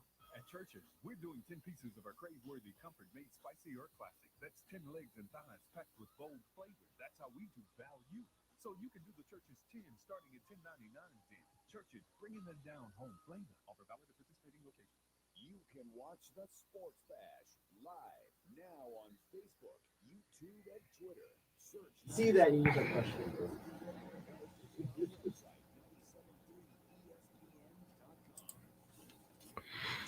All right, Sports Bash Live, 97.3 ESPN, the free mobile app. Michael Kaskey-Blomain covers the NBA and the Sixers for CBS Sports. He's set to join me right now as we take a look at this Sixer team, the NBA moving forward. I'm looking at the top.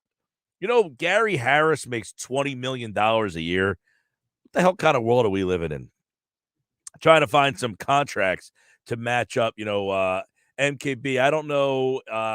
Were you in the building last night? I was not in the building last night, Mike. I've been in health and safety protocols for the last week or so. Okay. Just finally getting over this COVID. So, all right. Well, I was going to say, I don't know. I guess Tobias gets booed last night. Then they clap, and he says, "Don't clap for me." Do you feel like this is hitting a boiling point where Tobias doesn't want to be here anymore? Like, how do you read this whole situation? Nah, not really, Mike. I think it's just an overreaction on the part of Sixers fans. If they're going to boo him, I think obviously, no player wants to be booed by their home fans. Not that he hasn't been deserving of it based off his play. But, he's been here for a few years. He's seen it happen with other players. I think he understands the situation. It was just, he's in a bit of a slump. And that's him, I think trying to talk himself out of it, kind of talking trash to to himself, indirectly to the fans. But I don't think it's, anywhere close to a point where he's going to, say something negative about the fans or ask for a trade or something like that. Yeah. And full disclosure, like I told the listeners before, I mean, Tobias might be one of the classiest, nicest guys that I've ever covered. Yeah, for sure. There's a lot of people tweet, you got to trade Tobias Harris. That's pretty difficult, right? I mean, that is not something that is, because one of the people that tweeted at me suggested, hey, they found a way to trade Horford.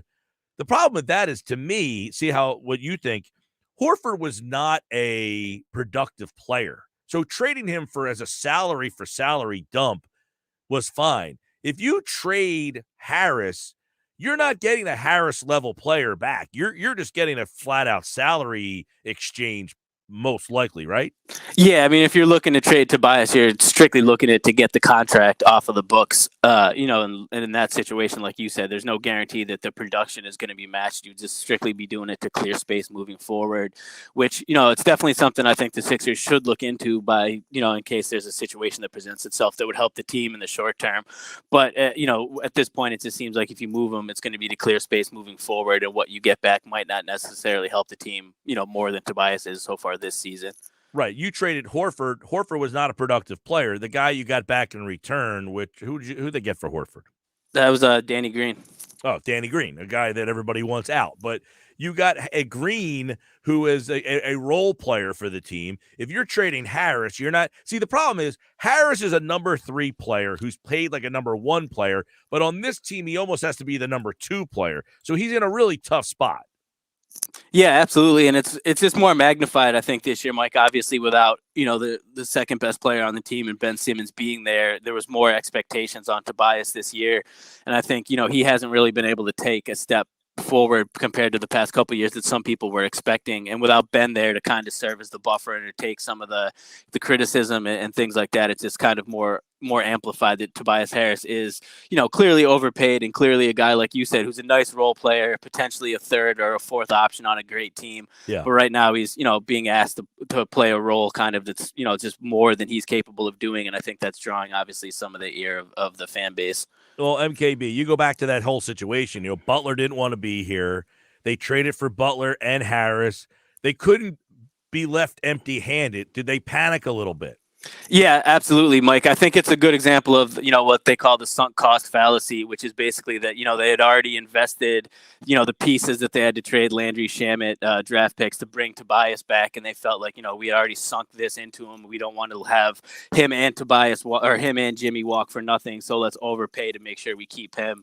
At the time, I think a lot of us thought that it was a deal that probably shouldn't have been done, and it's just kind of come to fruition over the past few years that they clearly overpaid for him. I don't know what the exact market was at that point, but I remember hearing that there wasn't, the Sixers weren't necessarily outbidding other teams to get Tobias. They kind of just gave him this high number to make sure that he would stay. Obviously he did, and since then he just hasn't taken a major step forward as a player that I think a lot of us hope to see. Michael Kaskey-Blomain, CBS Sports covers the NBA. Now, Joel Embiid was named the Eastern Conference Player of the Month. He was number 2 in the MVP voting last year. Where would you compare his play? Because it doesn't feel like he's in that conversation right now. So where would you say he is this year as opposed to the player he was last year? I think he's starting to get to that point over the past couple of weeks, Mike. Really, I think we're starting to see him look a whole lot like the guy that was arguably the best player in the league last season, second in MVP voting because he missed some games, like you said. But I think at the beginning of this year, there was obviously an adjustment period for the entire team. He wasn't playing his absolute best basketball. He was out, obviously, then for a few weeks with COVID-19 and struggled a bit upon his return. But to me, I think him winning Player of the Month, Eastern Conference in December, is kind of an indication that he's really rounding back into the form that we saw from him last season. And obviously, as long as he stays healthy, I think he's going to continue to climb in that MVP conversation. He might be a little bit behind. I don't know if he'll be able to climb to that top spot given some of the play. A guy like Steph Curry, Jokic, Giannis, Durant, they've all been playing great all season. So I'm not sure this is the year Joel is going to climb up and get that MVP. But I think by the end of the season, as long as he is able to stay healthy, he'll be back in the top 5 in that conversation again, like he was last year. MKB's with us. You tweeted out on New Year's Eve, Ben Simmons has officially surpassed $10 million in fines. So that, I guess, would suggest that Simmons is not being altered by being fined. Yeah, I guess it would appear that way, Mike. You would think if the money was going to be the motivator for him to come back to the team in the short term, you would think that once it hits a milestone that hefty, that a change would be made. But from everything I've heard, the situation remains exactly the same as it's been. He was reportedly in the arena last night. I believe Tom Moore tweeted that out. I wasn't there, like I said, so I didn't see him. But, the situation is no closer to being resolved from what I've heard at this point. And like you just said, if he's not, moved, obviously he's prepared to miss out on this money, and the Sixers are finding him, and they're going to continue to do so. Yeah, I know that. Now, I did see the tweet from Tom saying that he was in the building last night. I guess periodically he's been in the building, right? Yeah, I think he's there, much earlier than the fan base for, shoot around individual work with some of the coaches. From what I've been told, it's still nothing, not a team-based thing. If he is there, it's working out individually with coaches and doing some things like that. Yeah, and as you just said, this situation is no closer to being resolved. So as we turn the calendar to 2022, we'll see. I mean, obviously they have till February the 10th to get something done here, but as you said, nothing really moving. That being said, you watch this team, and a lot of the things that Simmons does, rebounding, offensive efficiency in terms of the fast break, defensive steals, they really lack in the areas that he brings them. It'll be very tough to – no matter what they do, they're going to bring in a player, and they're going to be – they're struggling in those areas. I don't know how they fix the rebounding thing without him. Yeah, like you said, they're dead last in the league in rebounding, dead last in offensive rebounding, which is, somewhat surprising when you bring in, obviously, a high-paced rebounder like Andre Drummond. Joel has been obviously a solid rebounder throughout his career. but they are really just missing that other guy that's, a really good rebounder for his position in the starting five. Obviously, no one's saying that Seth Curry is a great rebounder. Tobias Harris has never established himself as a great rebounder. That's not Maxi's job, obviously, as the point guard. So other than Joel, there's really nobody out there in that first five that is, you could consider a good rebounder, and that's exactly what Ben did.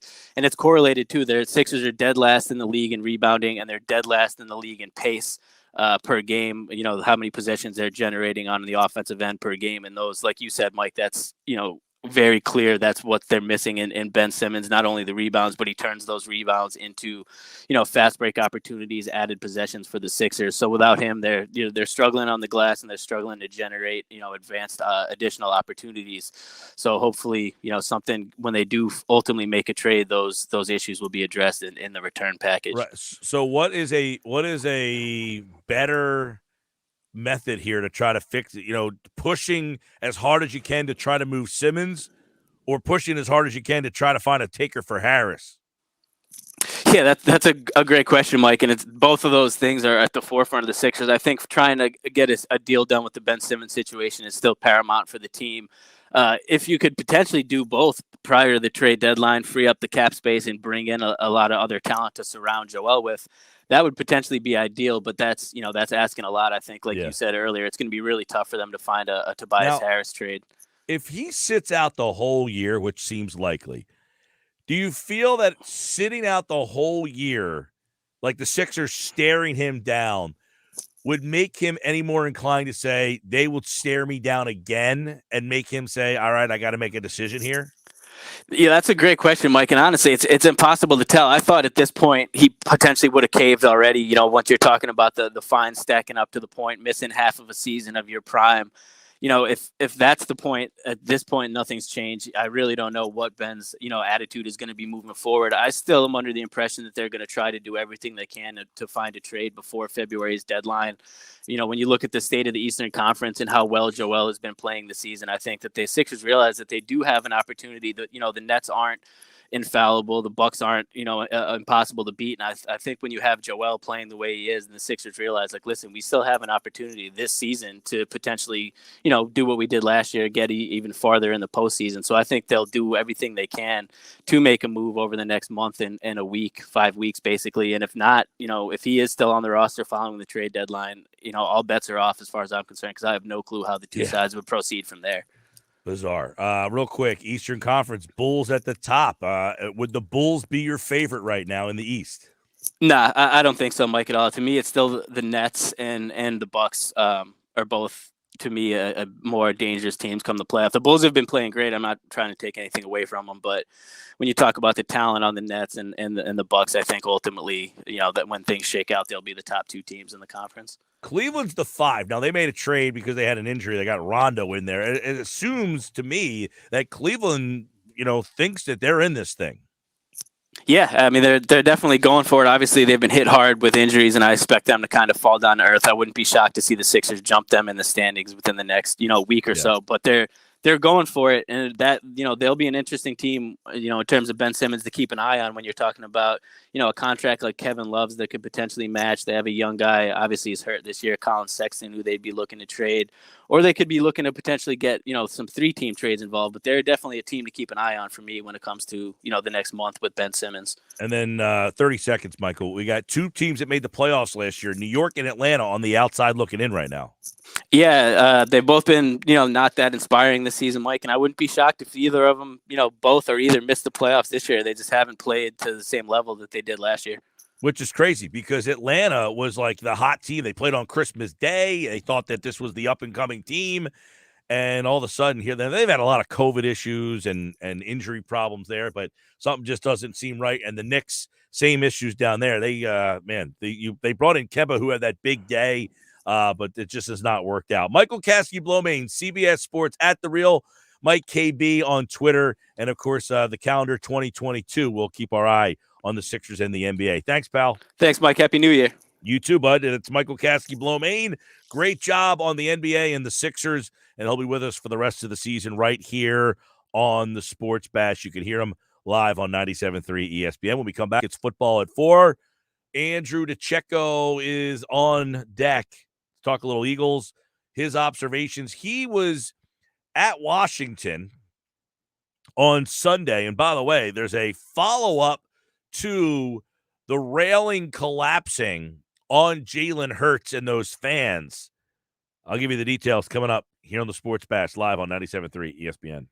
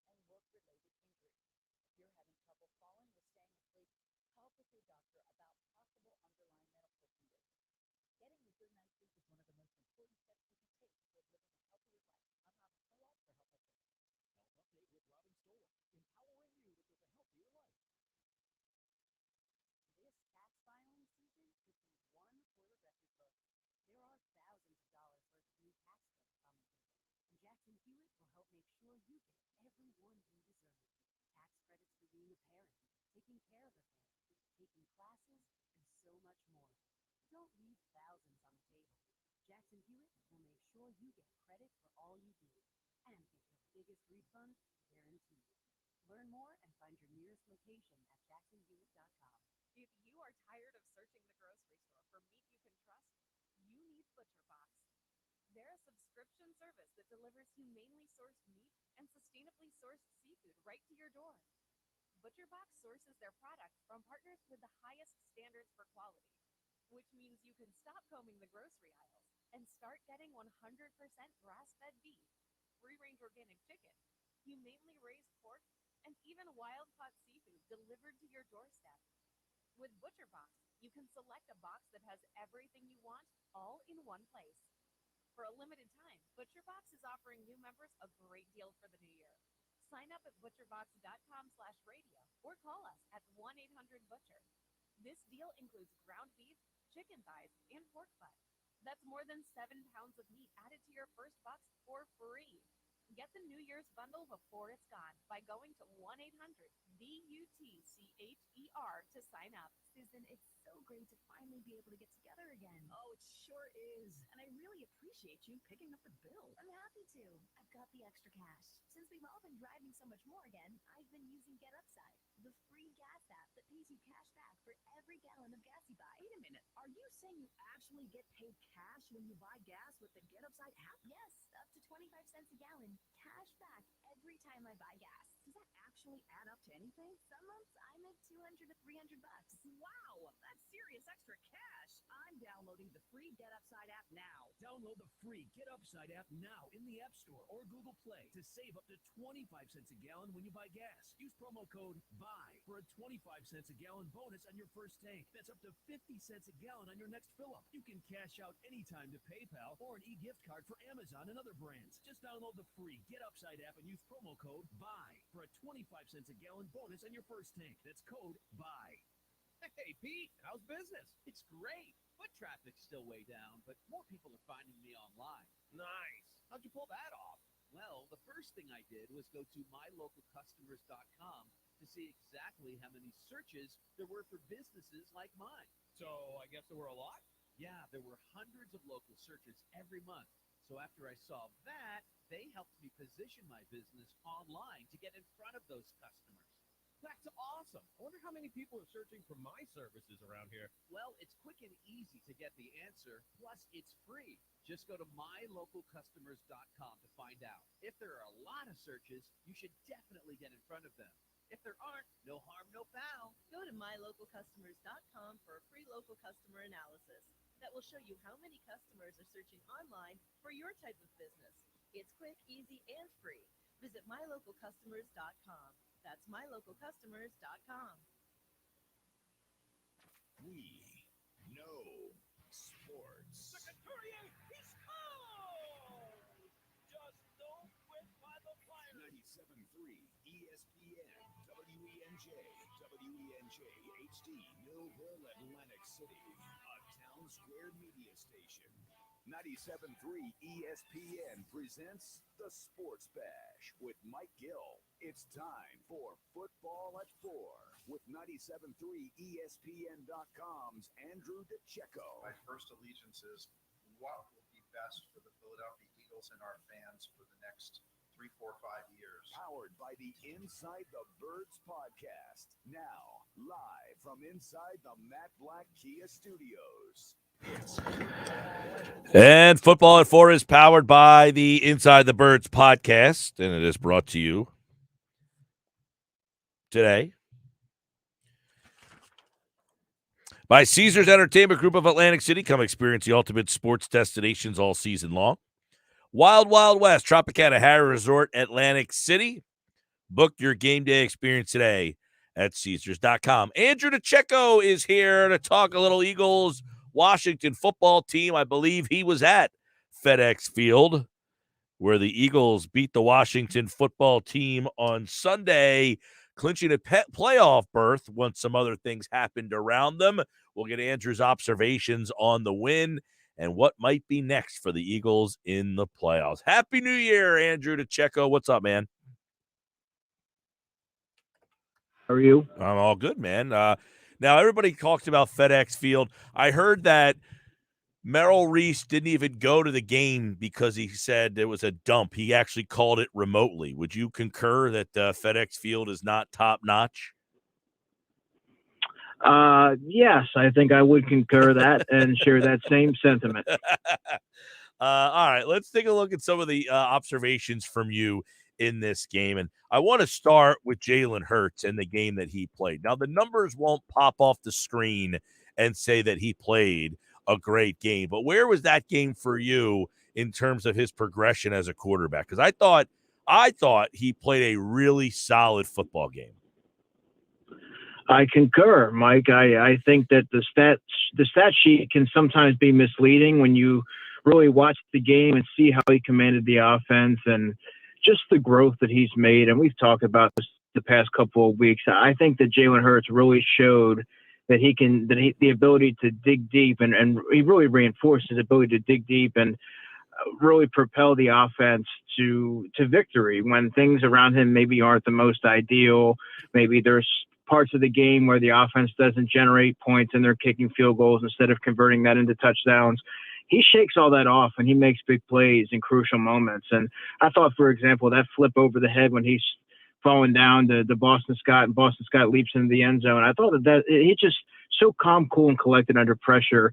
And that's such a rare quality for a young quarterback. And I think he has the ideal traits and mindset that you really need to play the position in Philadelphia, and especially moving forward into the postseason now. I think that he just has such a mature mindset and poise for such a young player.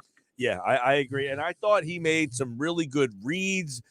He read from, deep down to shallow in some, and you mentioned Boston Scott. He hit Scott out of the backfield after kind of checking off down the field a couple of times. I thought he made some good decisions. We don't see the running backs in this offense catch the ball out of the backfield all that much, but he got Scott involved on a couple of different plays. And I thought that was that was a step forward for him is, hey, there's nothing downfield, nothing here over the middle. Let me check off to my running back. And I thought we saw a couple of instances of that on Sunday. Yeah, you really haven't seen much of that in the offense. And I thought that was a little puzzling, given the running backs that they do have those qualities and ability to affect those those short areas of the field and create yards after the catch. And I think that's when you're looking at the receiving aspect, you always have, we've talked about this, there's only two guys you can really count on in Dallas Goedert and Devontae Smith. So you have to find a way when the running game's not working or it's tough sledding in there as it was on Sunday. You have to find other options and other outlets in which to deliver the football. And I think when you have a running back like a Kenny Gainwell, Boston Scott, who is a very underrated receiver, Miles Sanders when he's healthy, these are guys that need to be utilized in the offense and implemented in, because they can certainly alleviate some of the pressure from the quarterback and really, create yards after the catch and keep the offense moving and the chains moving. Hey, let's look at out of the gates. The defense really looked out of sort early on. You had Tyler Heineke just kind of have his way down the field there. We've seen this team get off to some slow starts, but the way the defense started that game out and that first half, I thought the first drive they give up the touchdown, but I thought they did a good job after that in holding Washington to field goals. And once they held them to the 3 field goals, I said at halftime, Washington's done. They had their shot and didn't capitalize it because you knew Gannon, I thought anyway, would make the adjustments in the second half. But you were there to kind of watch it all unfold. The defense came out, gave up that 11, an 11-play drive or something like that to start the game off. Yeah. But then I thought they really settled in after that. Yeah, it was a 67-play drive, I believe, the opening drive after DeAndre Carter took the opening kickoff 34 yards. It was, it was one of those things where the defense got off to a slow start, and it took them a little bit to find their footing. But once they did, Mike, you really saw a dominance and a unit that was decidedly better than the offense they were going against. You saw the defensive line really unleash and the pass rush prowess that they have, and just going after bearing down on Taylor Heineke. And but in that first drive, Taylor Heineke was sort of doing what many quarterbacks did to the Eagles in the beginning of the season, and that is picking apart the short to intermediate areas of the field when the pressure wasn't getting home. And I thought Cam Sims had a nice reception to keep a drive going. I thought tight end John Bates had a nice one on the right sideline to really set them up. And then, of course, Jarrett Patterson with the 11-yard touchdown to cap the drive. It was a pretty balanced attack. Now, the Washington offense is far from world beaters. Scott Turner is a pretty competent offensive coordinator, but when you face an upper echelon team in the playoffs, you can't afford to get that, to find yourself in a hole like that and get off to and take half a quarter or a quarter to wake up. That's not going to work. Right. The Eagles found their footing, and you started to see the pass rush really take advantage of a porous offensive line, which they should. But again, those slow starts are a bit concerning. Yeah, because you spin this forward and you look at the way they were able to move the ball in that first drive. You're talking about the Washington offense, which isn't littered with talent. You have games like that in the postseason. I don't know that you're holding to 3 field goals. That might turn into 21 points if you're not careful. Yeah, exactly. I mean, sometimes that turns into a 17-point deficit and a hole that you can't quite climb out of, and it starts to act as a snowball effect. So you really need to get out to a fast start, and that's something that the Eagles haven't been able to do on all 3 phases. I thought the offense really started out hot. I thought Jalen Hurts at one point, I think he was 7 for 7, and that's exactly what you need. There's a lot of rhythm in the offense, good balance.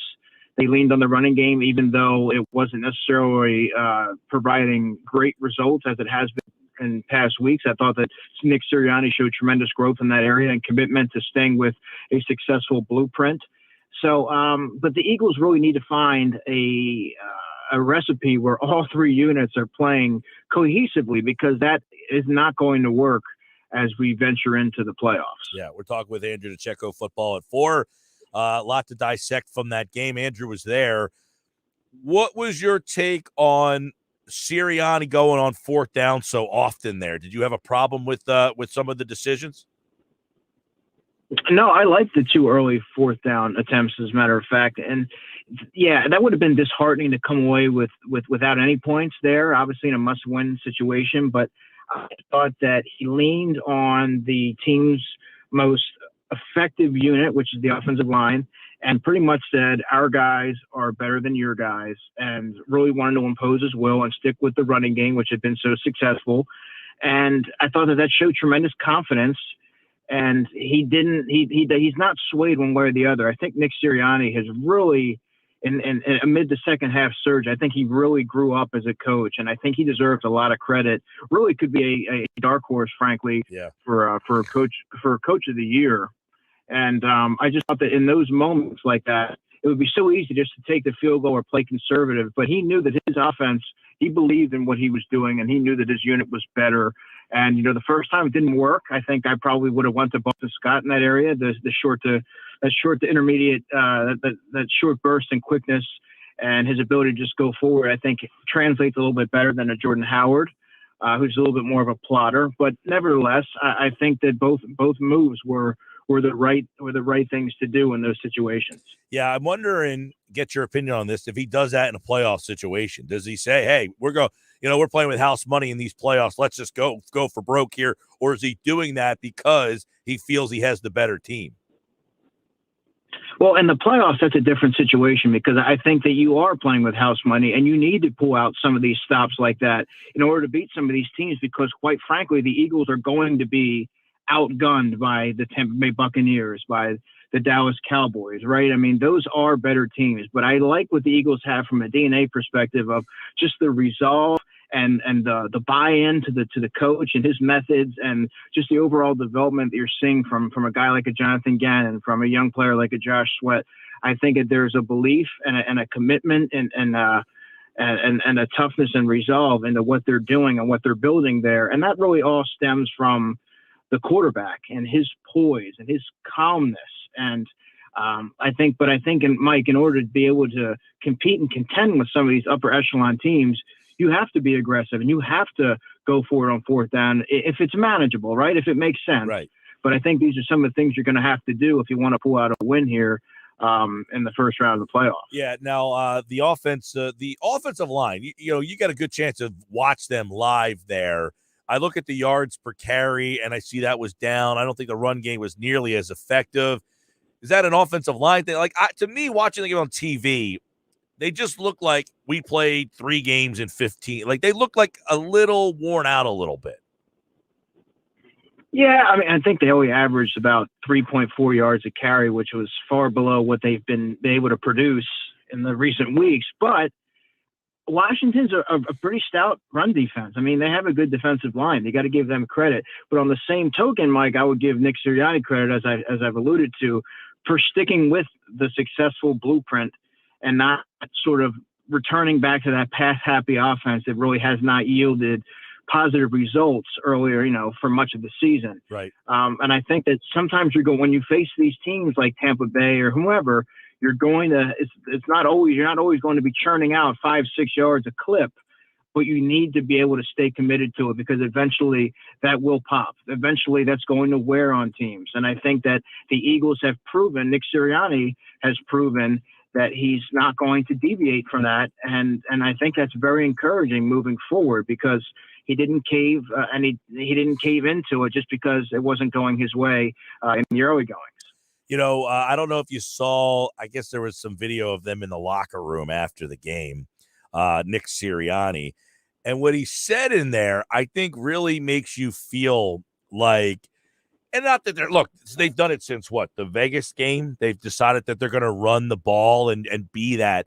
But Sirianni says, we're tough, we're nasty, we're physical. That's who we are. When you're saying that to the 53 men in that locker room after a win, I think that says Sirianni believes that their identity is a tough, nasty, physical run team. And that made me feel like this guy gets it. He doesn't want to, if they have to, we've heard, they want to pass the ball. The owner wants to pass. Sirianni tells his team, we're tough, we're nasty, we're physical. That's who we are. I think he believes it.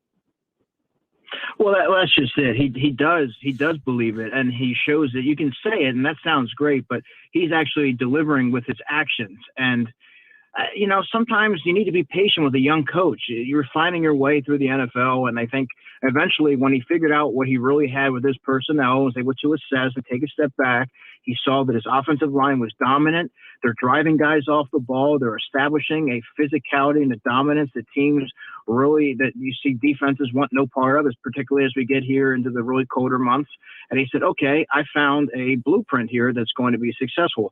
You have a tandem of running backs, really a trio of running backs, and four really, that you can really interchange in and out of the lineup. They all present different matchups and different skill sets. And then, in turn, you're taking a little bit off of the shoulders of your quarterback, which you really overloaded him early on. So he was really finding his way, and he really saw what he had on offense, and that is the offensive line is their dominant unit, and it's going to reset the line of scrimmage more often than not, and that's really what you need as we go into the playoffs. And I think that's what he really realized, and it took him a little bit longer than most would have liked to figure that out, but he figured it out and he stayed committed to it. Hey, we're talking with Andrew DiCecco, Football 4. If you read Andrew over at Inside the Birds, he does a pregame scouting report before every game. You highlighted Josh Sweat in that, and I thought he had maybe one of his best games of the season. And that's the kind of guy that the Eagles gave money to. And if he could be that type of player, I'm not asking him to do what he did on Sunday every single week, but man, I thought he was a huge disruptor. Yeah, and that's exactly what the Eagles believed that they were getting in Josh Sweat when they inked him to that 3-year, $40 million extension in September. Now, Josh has disappeared for certain spurts of games, but there's no doubt about it. He is the team's best pure pass rusher. He has a tremendously long wingspan. He's very athletic and bendy, and he can do many different things that you're not going to find on the Eagles roster right now. So if he's able to build on that momentum, it could very well serve as a launching pad into the next couple of weeks here. And if you get him going and get his hands, he had a pass deflection on that final drive there. I mean, you get him going, and that really presents a whole different matchup concern for an offense and how to defend that guy, because he really is freakish in his intangibles and his traits and what he's able to do. So that was really encouraging to see him get going. Now you want to see him be able to produce that against some of the more formidable offensive lines and be more consistent in that regard. And it helped because we know Gannon didn't send a lot of pressure, but I thought Sweat played his best game. I thought Fletcher Cox kind of stood out for the game on Sunday. I mean, and that's their formula on defense. They need those guys because you're there. Gannon does not want to send a lot of pressure. Yeah, and then this week he didn't need to, but knowing what he has there in his defensive line and that deep rotation of players, call on that a little bit, right? I mean, that's your not so secret weapon that you could really lean on in these critical moments, particularly in the playoffs, when you're trying to put pressure on a quarterback that really is going to be able to dissect that short to intermediate area of the field. Yeah. You might not always need to send pressure, but you have to be able to stay aggressive and keep the quarterback on, you have to stay on the attack and not be passive. And I think that sometimes he's reverted back to that, and other times he's shown growth in that aspect of the profession. But I think he really needs to keep his foot down on the gas and turn these guys loose, because I think that could be the difference between winning and losing in a couple of these close matchups upcoming. Now, obviously, this game on Sunday night, which we'll look a little deeper in on Thursday when Andrew's back, but it doesn't have a lot of, there's not a lot of meaning in this game. Both teams can move up the standings, I guess. It looks like Philly is not going to play its players, or they're not sure. It looks like Dallas is going to play its players.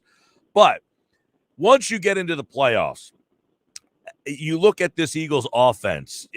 Can they win by running the ball and such a, Dallas Goedert, Devontae Smith? I don't know if there's another way that they can get another secondary player involved in this offense, because it seems that they just cannot get one of their other receivers to be a part of this offense at all.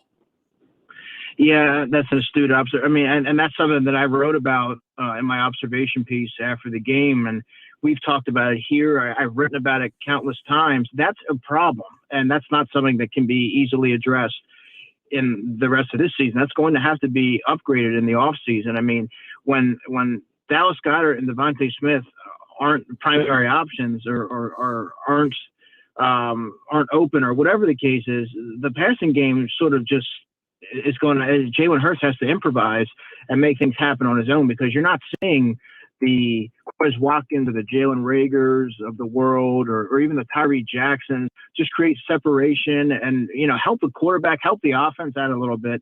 You're not seeing that, and that's not really going to be able to be corrected until the offseason. But it is a big problem here, and something that I think is going to hinder the offense and could be problematic as we move forward here. So they're going to have to be run heavy, really by default, given just the lack of resources in the receiving game.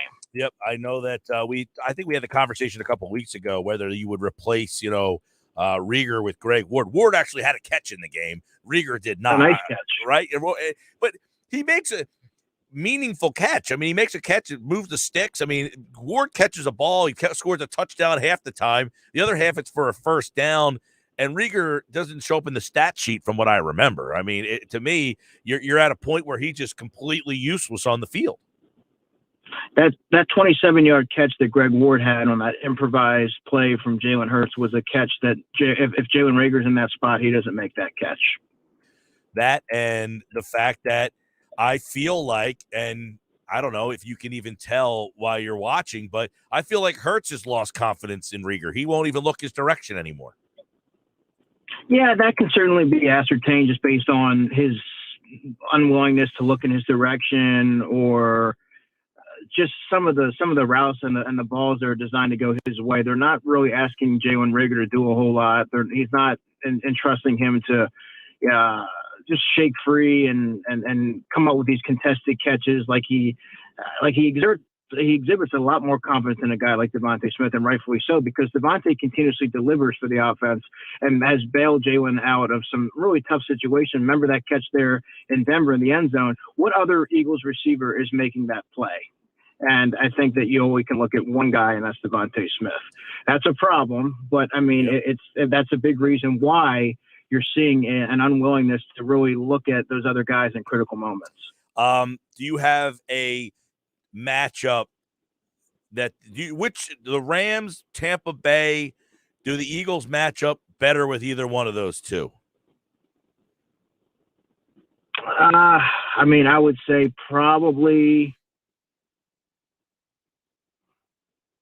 I'm going to go ahead and say the Rams, because Matthew Stafford has not really been in these high-pressure situations before.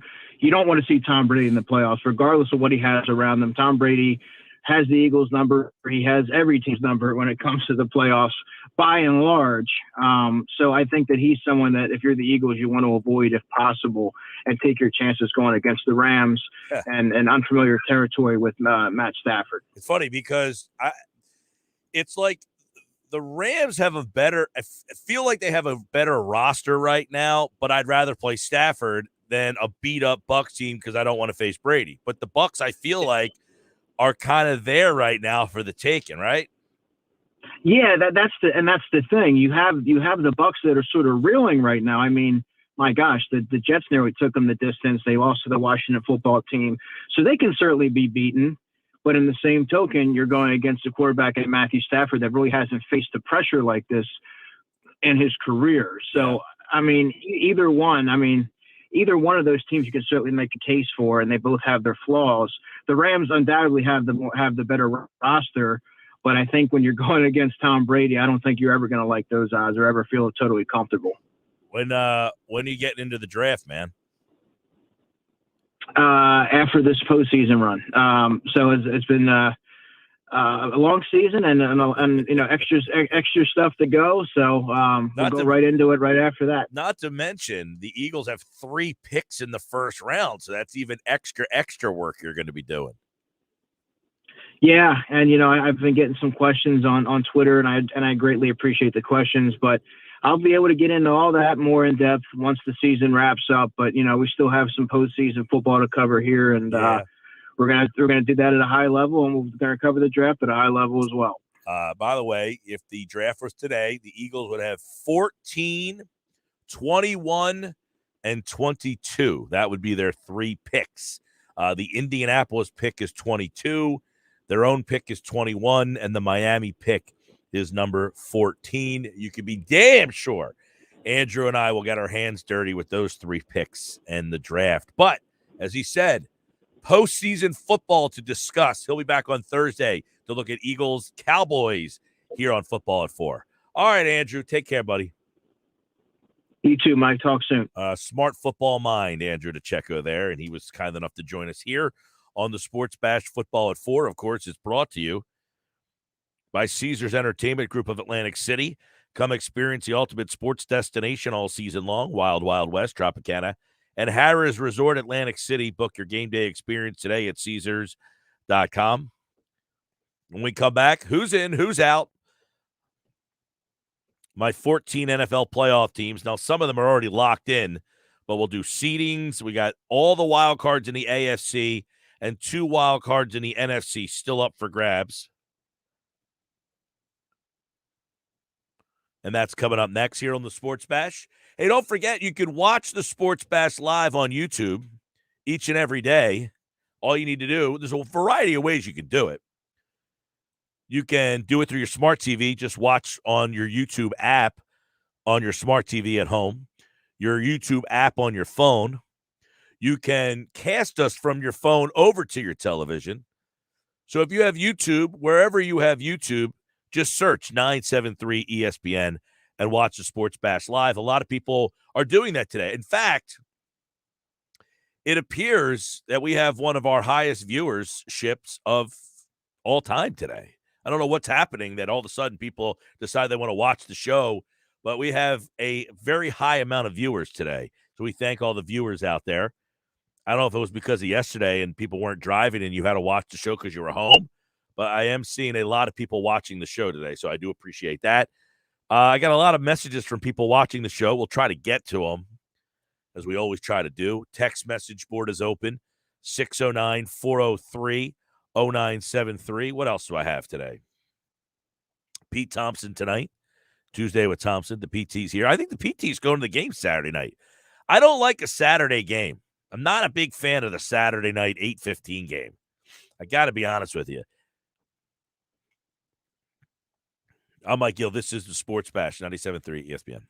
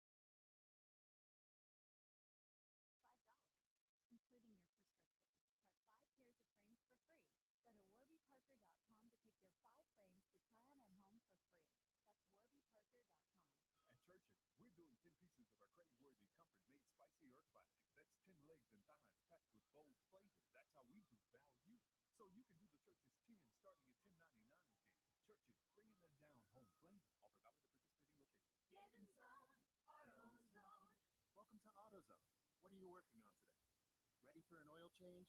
We can help get the right protection at the right price. Right now, you can get 5 quarts of Valvoline Daily Protection or Valvoline Max Life High Mileage Motor Oil with an STP oil filter for just $28.99.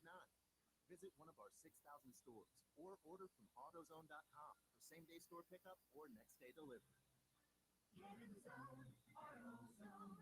Restrictions apply. It's that time again. time for fresh starts and resolutions, and Harry's can help. Harry's is an award-winning razor brand that makes a full range of grooming essentials. But the benefits go way beyond the great shaves at a fair price. Maybe you resolve to take control of your finances. With cartridge refills as low as $2 each, your budget won't even flinch when you switch to Harry's and save all year. And with checkout code TOWNSQUARE at harrys.com, you can get a trial set for just $3. If your resolution is to always look and feel your best, that's Harry's specialty. Their high-quality razors combine an ergonomic design with 5 super sharp blades, shipped directly to you with a 100% money-back guarantee. New customers can get a Harry's starter set for just $3 at harrys.com with code TOWNSQUARE at checkout. Get a 5-blade razor, weighted handle, foaming shave gel with aloe, and travel cover, all for just $3. That's code TOWNSQUARE at checkout at harrys.com. We're planning a trip to Spain later this year. But our Spanish It's pretty bad. So we're using Babbel. Babbel's conversation-based method teaches you real-life words and phrases. And with Babbel's interactive, bite-sized lessons, you'll remember what you learned. There's no easier way to learn another language. Ahora hablamos español. He just said now we speak Spanish. Babbel, language for life. Now try Babbel for free. Just go to Babbel.com. That's Babbel.com. I know you've been waiting a little bit longer than normal. Jen's manicure spot needs an extra pair of hands. Who's at the front desk right now? Someone who's handy with everything from mail files to spreadsheet files. You're just not coming in today?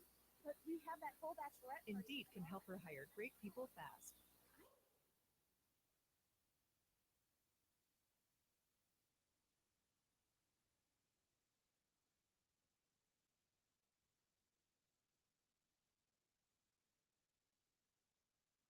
Creamy nut.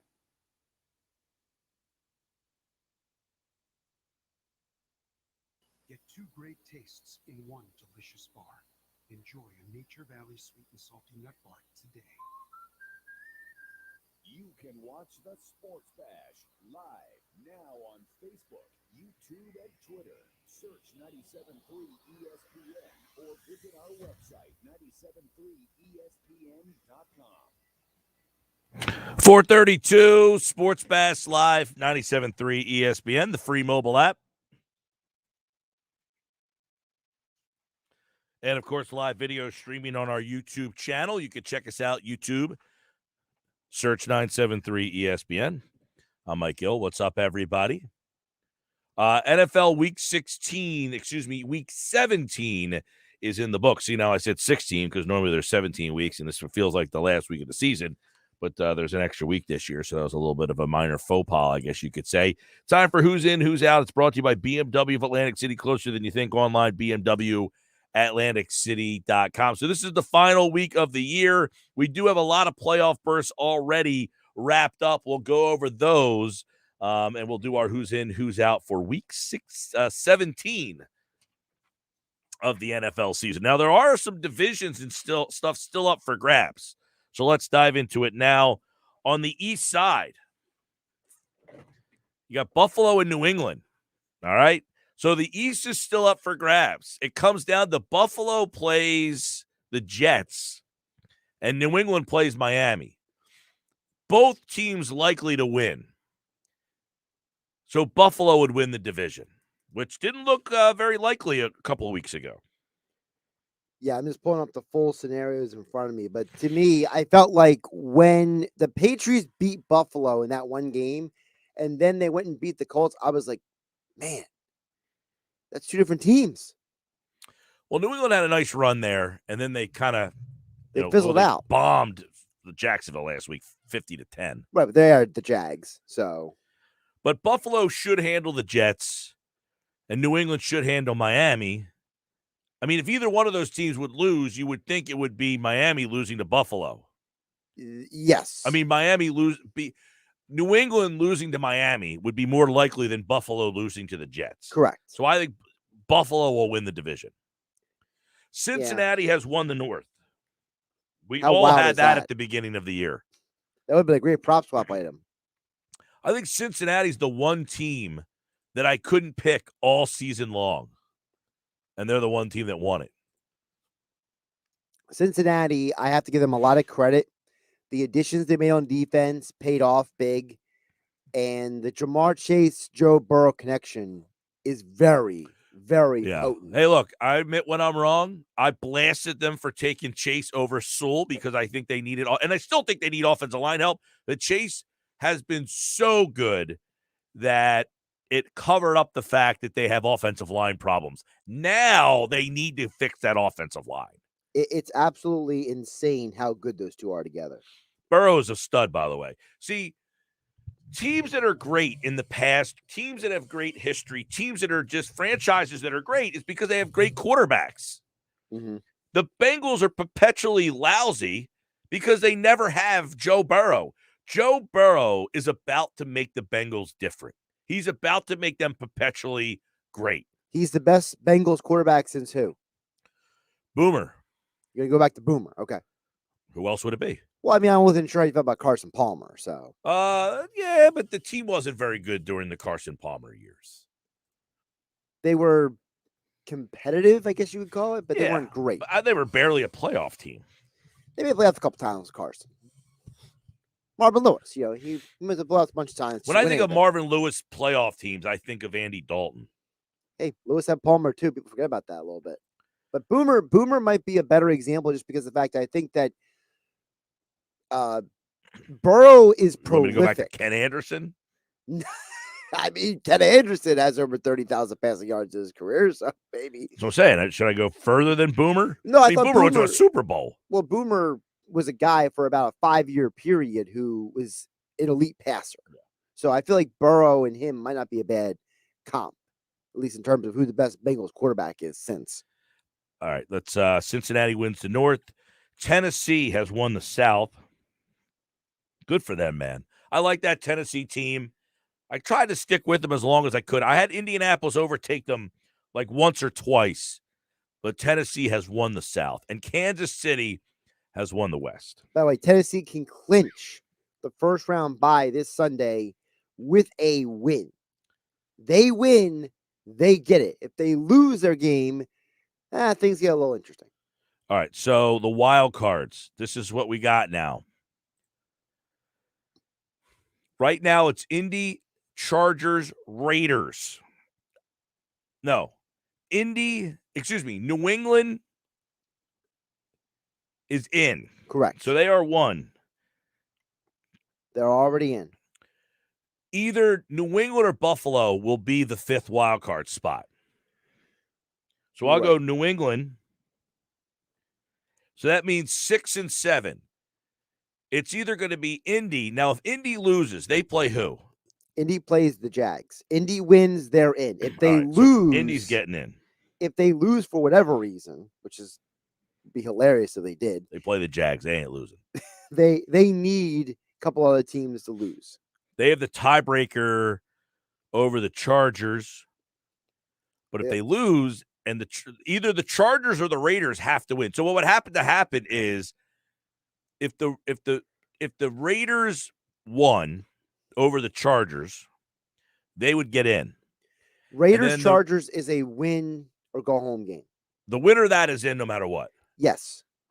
According to the NFL scenarios I have in front of me. Right. But the Raiders Colts, win, they're in. Chargers if win, the Colts lose their game and fall to 9-8, and Vegas is 9-8, the Colts would knock Vegas out. Correct. The Colts, here's the scenario the Colts need. If the Colts don't win their game, they need a Chargers loss plus a Steelers loss or a Baltimore-Pittsburgh tie. Baltimore and Pittsburgh play each other. Right. Those two teams have a really slim chance to get in.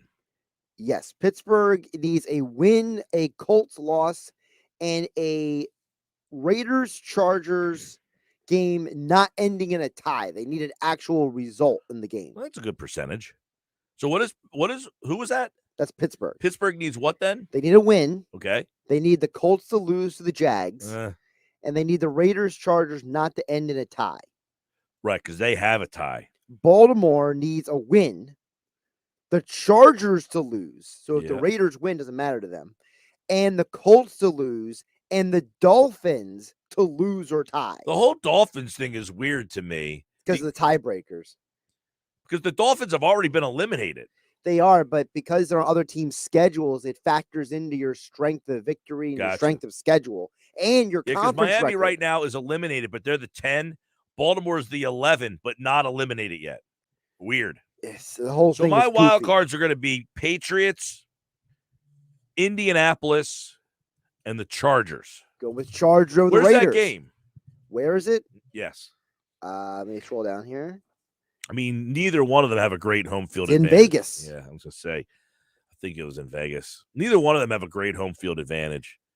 Do you think Vegas has a better home field advantage? I think Vegas has a better home field advantage than LA does. How crazy is that saying? Well, Vegas is by extension Oakland.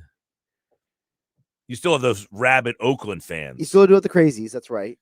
Which by extension is also LA for a little while. Right. So Vegas has like 3 different fan bases. So strange. Where the Chargers have 2. How would you feel about being a Raiders They probably fan? have more fans in San Diego still than they do in LA. I mean, when you talk to your boy Q, how many times you turn to him and be like, bro, you cover the Raiders. That's the most interesting fan base in the world. Dude, that guy's life took a change forever. He was working in Music. somewhere in Texas. Wait, was he in music before he got into sports? Maybe. I met him at the draft. He was hosting a show in Texas. And when the Raiders moved to Vegas, they created the Raiders radio network. Yeah. And created a whole radio station around the Vegas Raiders, and he got hired to be the program director. Good for him, man. Good for him. It's wild. I actually heard him filling in with Jason Fitz on the Fitz ESPN the other radio. night. Yeah. A couple weeks ago or a week ago. It was New Year's Eve or New Year's night or something like I that. think it was New Year's Eve, maybe like Or the night Christmas before. night or Christmas Eve or I don't It was know. right around the holidays. Yeah. So they're my wild cards. New England, Indy, and I'm going to go Chargers over Raiders. All right. All right. So that's who's in, who's out on the AFC side. We'll do the NFC side coming up next here on the Sports Pass Live, 97.3 ESPN.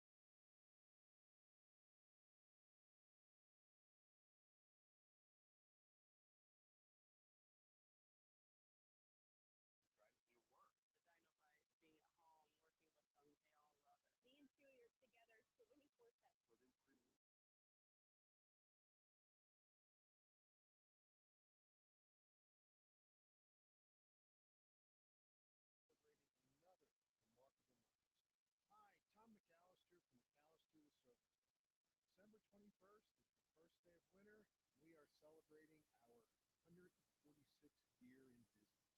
Legacy and commitment of honesty, integrity, and excellence that my great-grandfather started over 145 years ago continues today. For award-winning quality and dependability, talk to the experts at McAllister about your heating and air conditioning.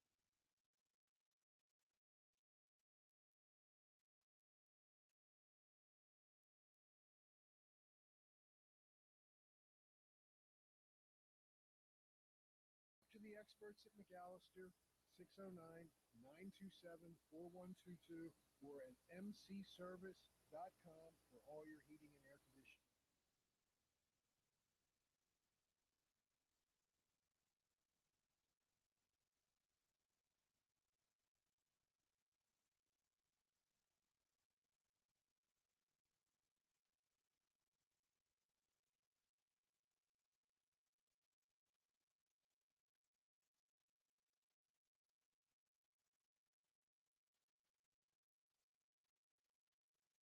Starts like new. On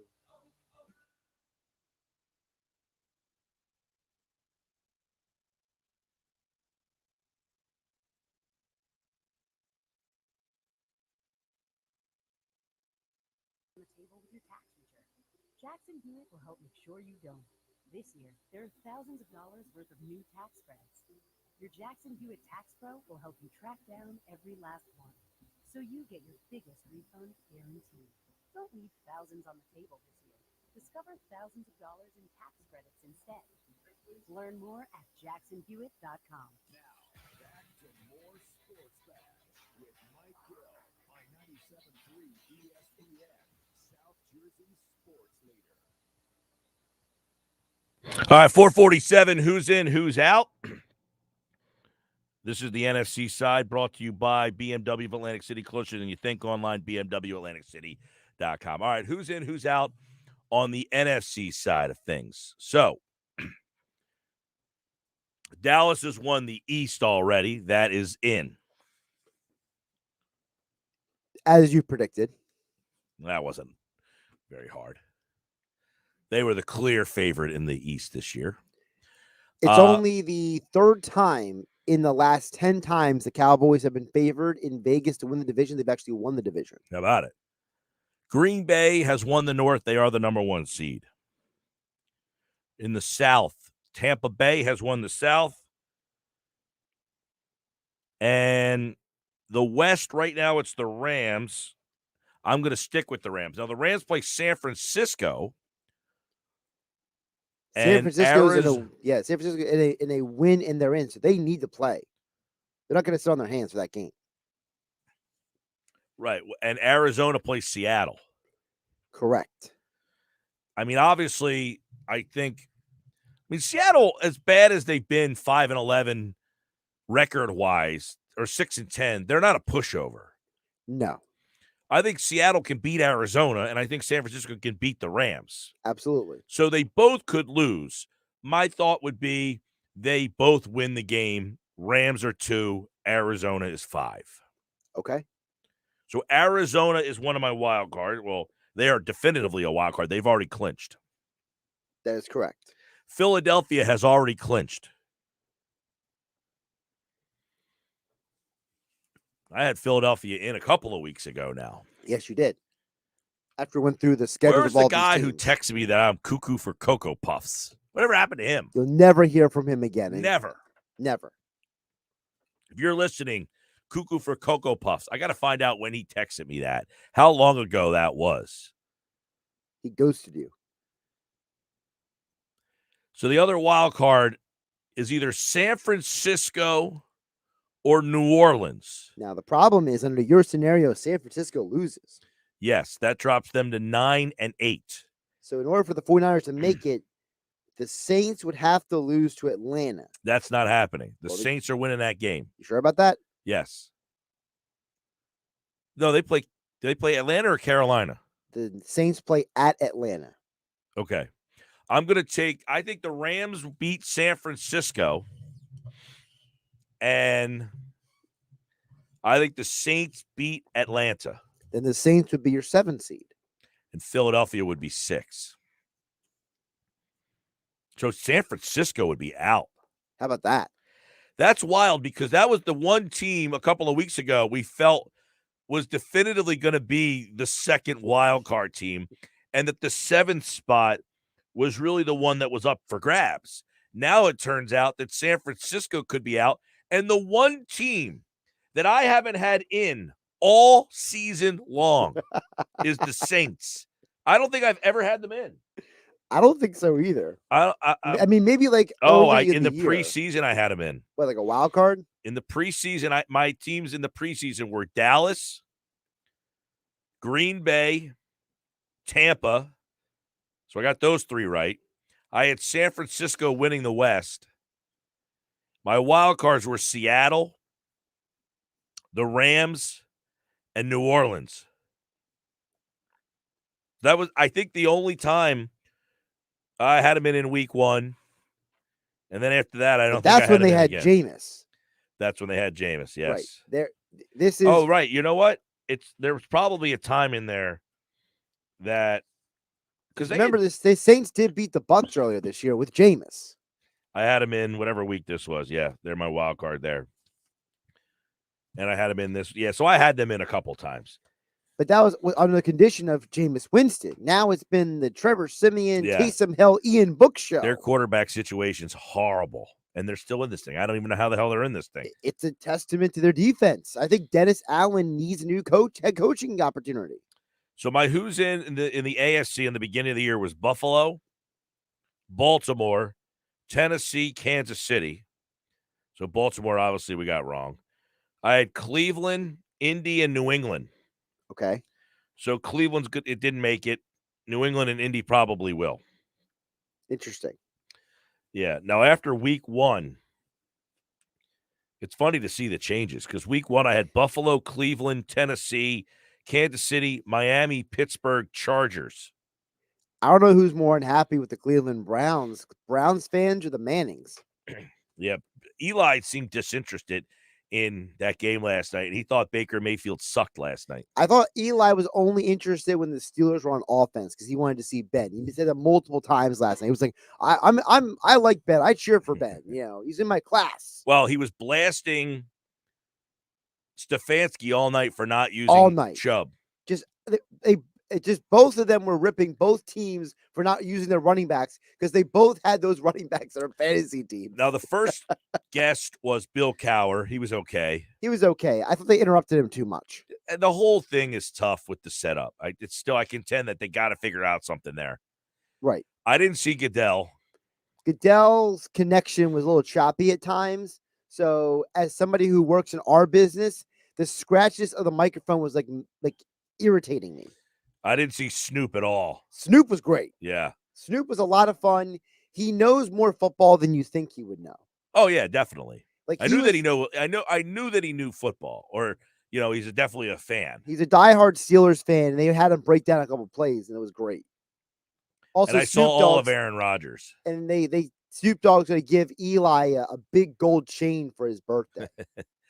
I saw all of Aaron Rodgers. I thought he was good, but I thought he could have even been better. I felt like Aaron was kind of in cruise control mode. Yeah. All right, so that's who's in for me on the NFC side. It will be Dallas, and the seedings will be interesting. I think Dallas is going to stay where they are because I think the Rams and Tampa will both win. So it'll be Green Bay, Rams, Tampa Bay, Dallas, Arizona, Philadelphia. Now, under your scenario, Philly would be 6. Yes, and the Rams. Then who's the 3 in this scenario? Tampa Bay. So I think you're going to get a Philadelphia-Tampa Bay game. You're going to get a Rams-Saints game. Rams are going to destroy them. And you're going to get a Dallas-Arizona rematch. Okay. Yeah, that's what I think. That's very dangerous for Dallas. They might lose that game then. Yeah. Anthony Becht, by the way, he's calling Eagles Cowboys Saturday night. He will join us on Thursday. He's a local guy, played for the Bucks, actually. So if the Eagles play the Bucks in the playoffs, we'll have Becht on 2 weeks in a row. You like that? Break that game down. It's your guy right there. He's a fine mountaineer. That hour went by pretty quickly. All right, when we come back, Pete Thompson's here Tuesday with Thompson. Now, the PT's going to the game on Saturday night. So you know I've what heard. they got? They got big problems up there Saturday night. Flyers play at 7. Ooh. Eagles 8:15. Now, the Flyers asked to move the game. Whoever they're playing, I think, did not want to change the day, and they can't play earlier in the day because the Wings have a lacrosse game at noon. PT next.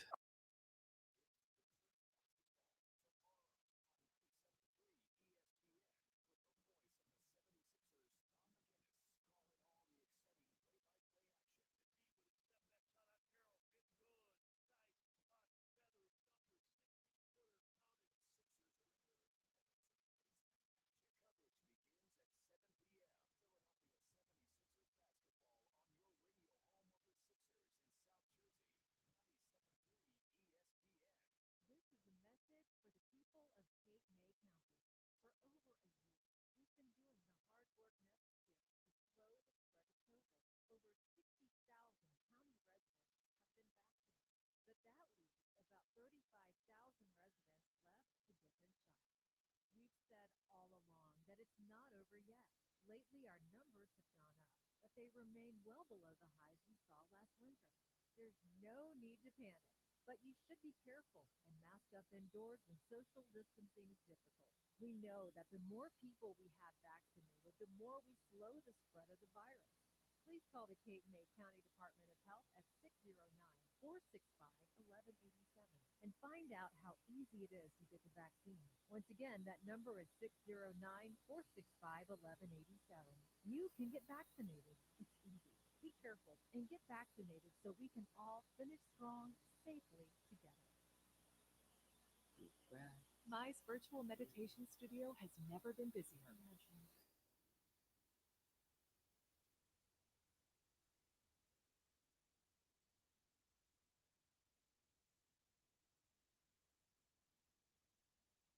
Indeed, you do. Make calls, schedule virtual interviews, and talk to candidates right from your employer dashboard. Visit Indeed.com/credit and get $75 towards your first sponsored job. Terms and conditions apply. Wondered why eyeglass must die.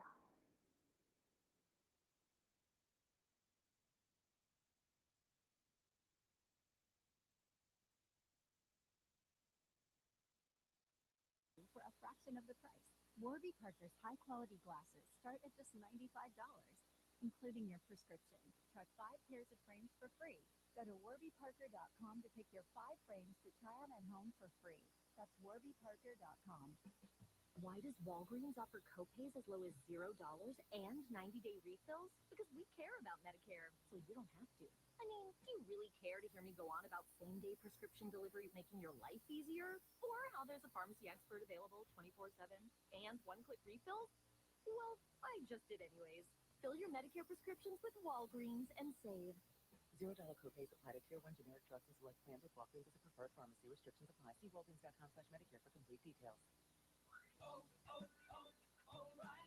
Get ready for winter weather and save money at O'Reilly Auto Parts. Replace your old wiper blades with a new pair of Rain-X Advanced Edge wiper blades and save $10 now at O'Reilly Auto Parts.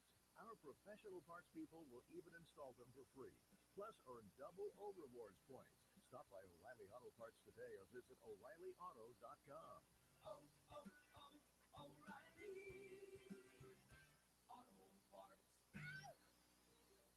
Have you wanted to speak a new language but thought it'd be too difficult or take too much time? Then try Babbel. In just 15 minutes a day, Babbel teaches you conversations that you will actually use. With 14 languages and lesson topics like travel, business, relationships, and more, you'll learn what matters most to you. Babbel. Language for life. Learn a new language with ease. Go to Babbel.com to try for free. That's BABBEL.com. Hear ye, hear ye. Thanks for coming to the town square. First, I'd like to tell you about Steve. He's a plumber. I hear he does good work. Also, Tim. He's this new thing called a dentist. Oh, and Monica. She has a new vegan restaurant. I didn't even know that was a thing yet. Anyway, if you need those things, just wander around town and try to find them because the internet hasn't been invented yet, so I don't know. This isn't the olden days. Now, word of mouth has gone online. At Town Square, South Jersey, we can show you how to harness the power of your existing word of mouth and amplify it online. Go to townsquarelocal.com for a free local customer analysis, where you can see how many local customers in South Jersey you could reach online. Visit townsquarelocal.com and be the Town Square today. That's townsquarelocal.com.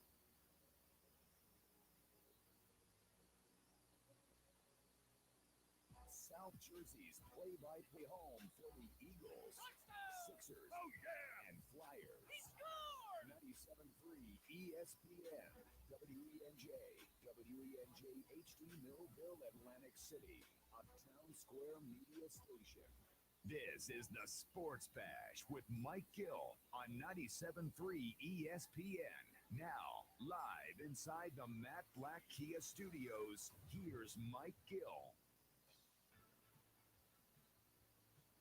Just after 5 on the Sports Bash Live, 97.3 ESPN, the free mobile app. PT is here. Pete Thompson, brought to you by Cape Regional Health System. For a healthier life, call 609-463-CAPE. I'm Mike Gill.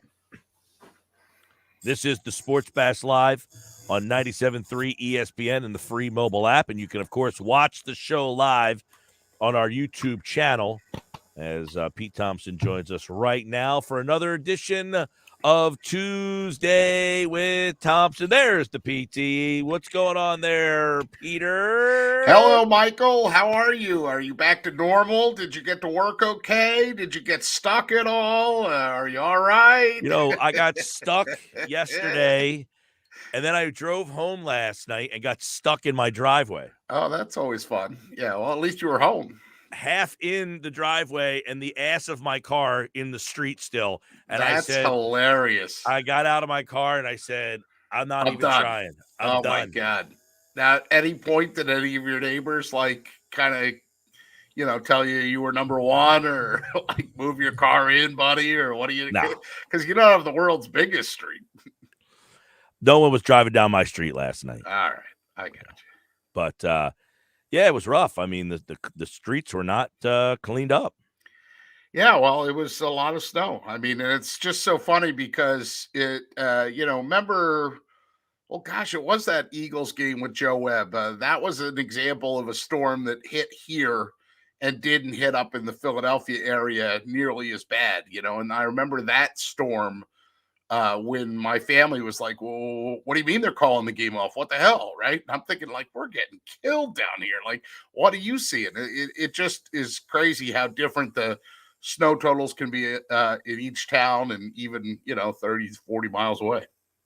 Now, what do you think of, are you a fan of the game getting moved to Saturday night?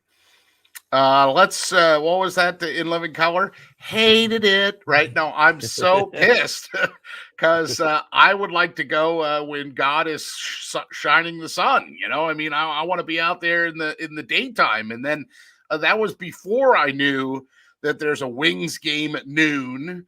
There's a Flyers game at 7. Okay. So yeah, the Flyers. So apparently, I don't know if you saw this report. I did. Okay? Yeah, I saw them. Yeah, they were trying to move. They were trying to move, right? Mm-hmm. The Flyers tried to, I guess, maybe change the day of the game because they can't move. Some people suggested, why not move the game up? The Wings play.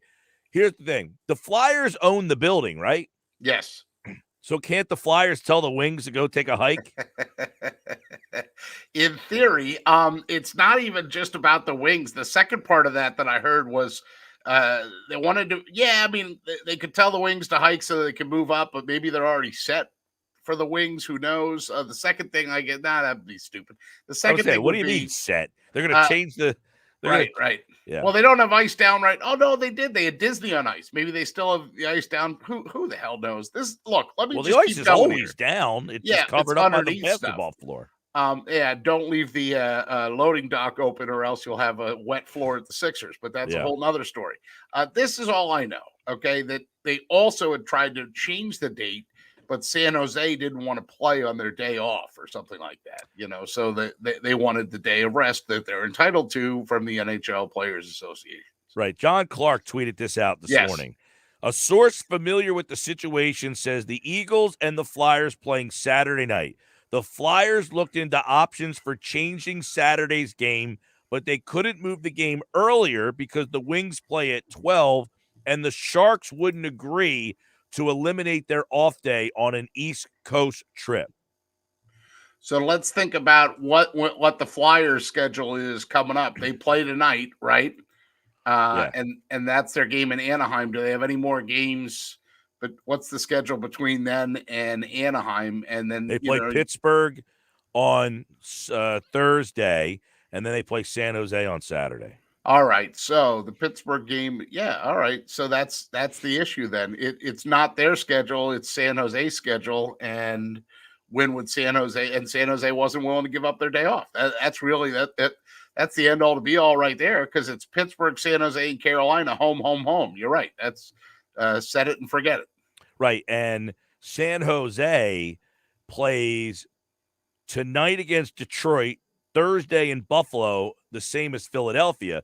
Their options, I guess, were to play on Friday, a back-to-back, or Sunday, because they go back home and play Tuesday night.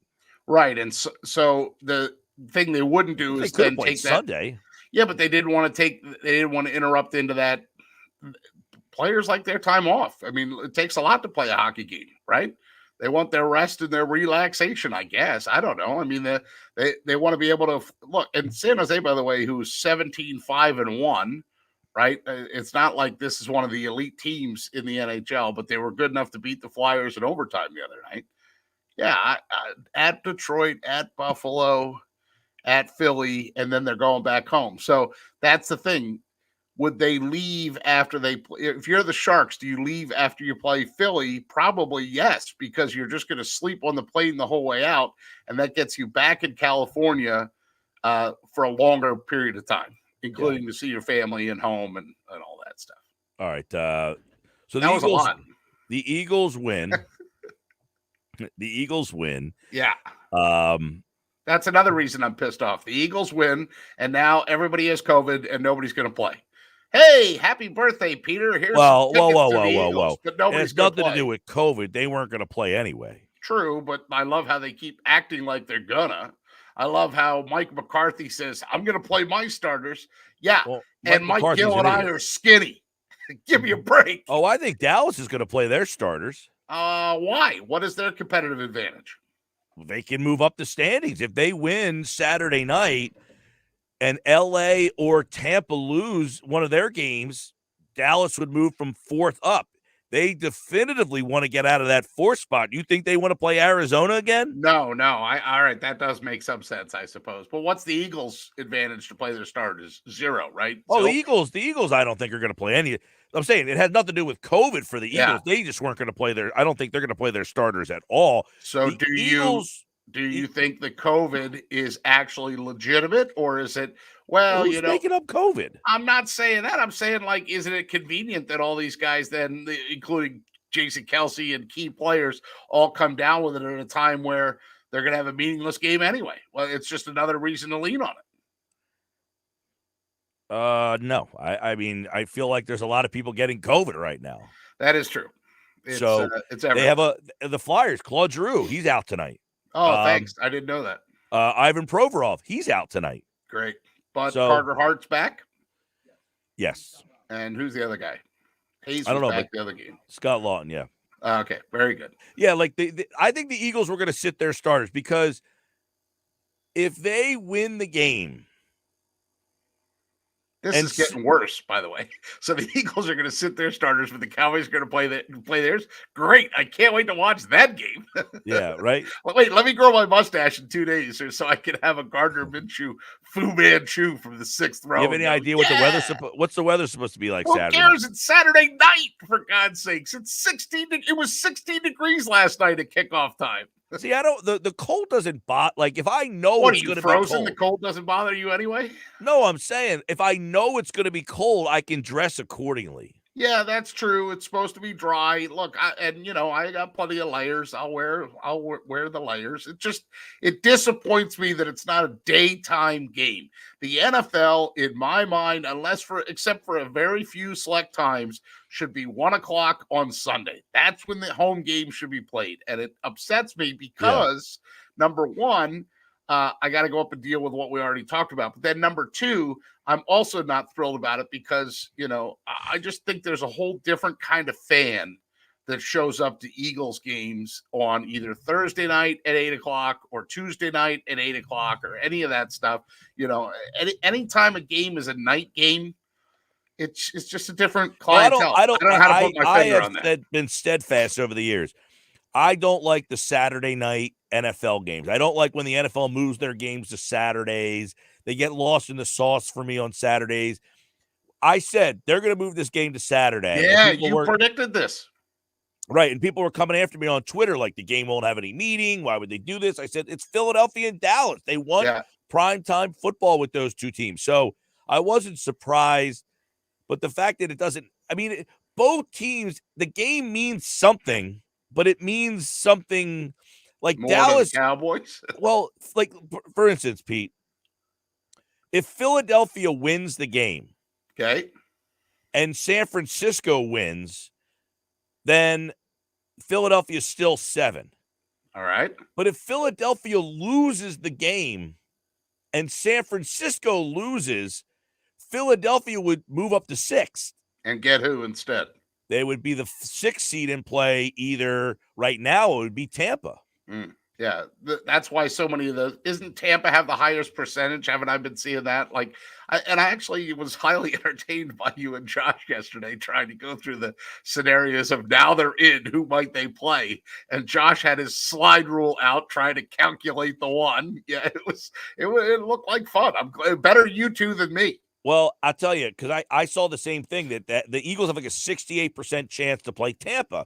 And I kept saying to myself, why is it that they have a best percentage chance to play Tampa? And now I'm seeing is that the Eagles, here's the problem. San Francisco plays the Rams. Mm-hmm. So they are likely, they are an underdog in that game because the Rams want to win the game because they want to stay the number 2 seed. Right. Right. So if San Francisco loses and New Orleans wins, San Francisco's out and New Orleans is in. And because Philly beat New Orleans head-to-head, they would be 6 and New Orleans would be 7. Okay. Yeah. So that's how that happened. Yeah. And then Tampa is currently the 3 seed. They are likely to win their game. Their last game is against Carolina, I believe. You're doing pretty good on this just out of memory. Right? Yeah. Carolina and Tampa play. If Tampa wins that game and LA wins their game against San Francisco, LA would stay at 2 and Tampa would be 3. And then Philly at 6 would play Tampa. Okay. Now, do you have a preference? So here's what I'm looking at. Their possible opponents, all the mathematical strategies or whatever could be either the Bucs, the Rams, the Cowboys, or the Cardinals. Those are all still mathematically possible, right? Yeah. The chances of them playing Dallas, I think, is very minimal. Very remote. It's like a 1% or something, right? So to me, well, what would have to happen is Dallas wins this week against Philadelphia. All right. And Tampa Bay loses to Carolina. Yeah. Let's call Colin Thompson and see what's going on. That one was a fun one for me to think about originally when the Eagles were in. Like, wouldn't it be great to play the Eagles in week 18 or play the Cowboys in week 18? To be honest, play them again in the playoffs. Hold on, Pete. I don't even think that helps Dallas because if Tampa Bay lost, they would be 12-5. And if Dallas wins, they're 12-5. And Tampa beat Dallas head-to-head.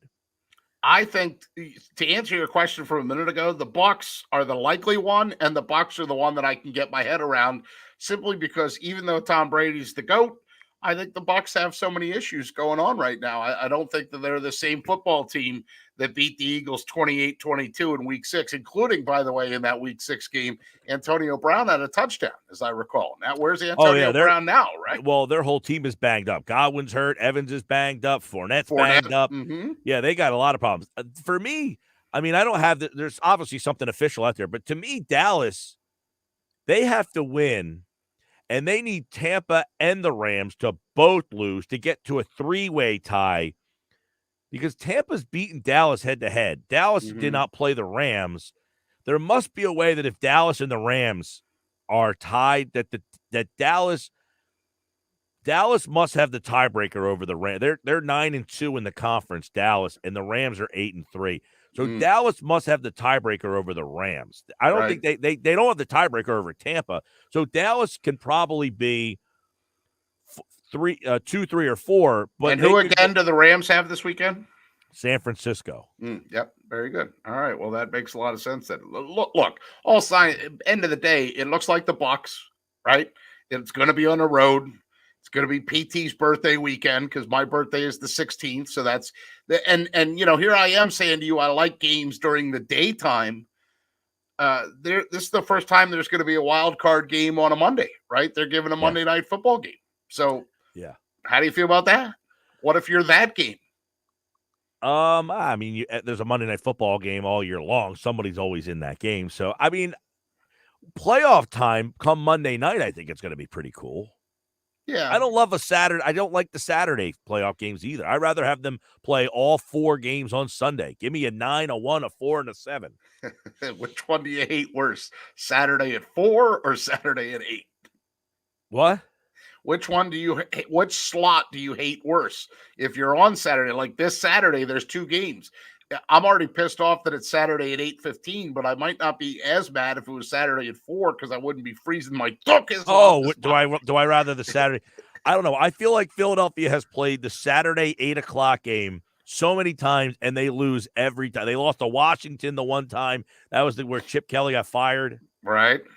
I remember that. I feel like they've played on a Saturday. Oh, by the way, did you see the cameraman get taken out at Lando? Yeah, I felt that was near and dear to you, right? I mean, immediately when it happened, I had chills go up my spine, and people started texting me. My own family texted me. My sister was at the game and texted me. Peter, it felt like it was you. Well, the best part about that whole story, though, I said to my girlfriend, the cameraman just got taken out by a player. The cameraman got up, and the player needed to be stretchered out. That's exactly right. Well, you've been to that field? No. That place is a dump. I have not been there, but all reports that I get from everybody, people both in the media and not in the media, there's like sewage backing up. I mean, Daniel Snyder's trying to force them to give him a new stadium or something like that. And it's a dump. And then I've always thought that the field, there's no like border around the field or enough room around the field. It's a dangerous, even in the end zones, like when people score touchdowns and stuff, it's like some of these gyms in the old Cape Atlantic League, or God forbid, the one down there in Wildwood Catholic, where you score a layup and then you break your, arm running into the wall because there's no room on a baseline, right? I mean, so the player, Seals Jones was his name, hit his head on the wall. Now, the cameraman who had the camera up to his eyeball, God bless him for holding in there. That's a network camera, bro. He had the camera on his, and you know what got cut? His eye, because the camera jammed into his eye, and then right above he had a little cut above his eye, and then he came back, and the Ricky Seals Jones did not. So back on Monday, October 18th, okay? What do you got? That was week 6. That was 28-22. The Bucs won that game. And that 22 looks closer than it was. Remember, that was a meaningless touchdown late to just change the gambling line. It really, the Bucs, that was the game where Jonathan Gannon basically said, we're not going to play any dime defense at all. Go ahead, Tom Brady. Just sit back there and have your quarterback drill, and we'll see what you can do. Yeah. Ding, ding, ding, ding. Well, I was talking before you came on. There was a guy who was texting in profusely that I was cuckoo for Cocoa Puffs, that I said the Eagles were going to make the playoffs. Right. And the earliest text I can find from him was October the 18th. And he said, Mike, you are cuckoo for Cocoa Puffs if you think the Eagles have any hopes of a wild card spot. Ooh, Unreal. Ooh. Can you text him back now and go scoreboard or I did. take that? I just texted him back and said, am I still cuckoo for Cocoa Puffs? Because I Yeah. know he ain't finding me, but I'll be for sure finding him. Cocoa Puffs were not a part of my state. I was a honeycomb guy. We had a lot of tricks in my household growing up. You still go cereal? What? No, not in a long time. My girl likes Golden Grahams, and I will do some Life cereal occasionally. But Life is my number one. yeah, it's a poor man's version of a Kaji Crunch or whatever. You need your fiber. There's nothing poor man's about Life. If anything, somebody else is the poor man's version of Life. Oh well, sure, the Walmart version or something like that. Yeah, but I mean, look, what I'm trying to say is that Life cereal is my number one ranking, number one seed. Cinnamon? No, I go regular Life. Interesting.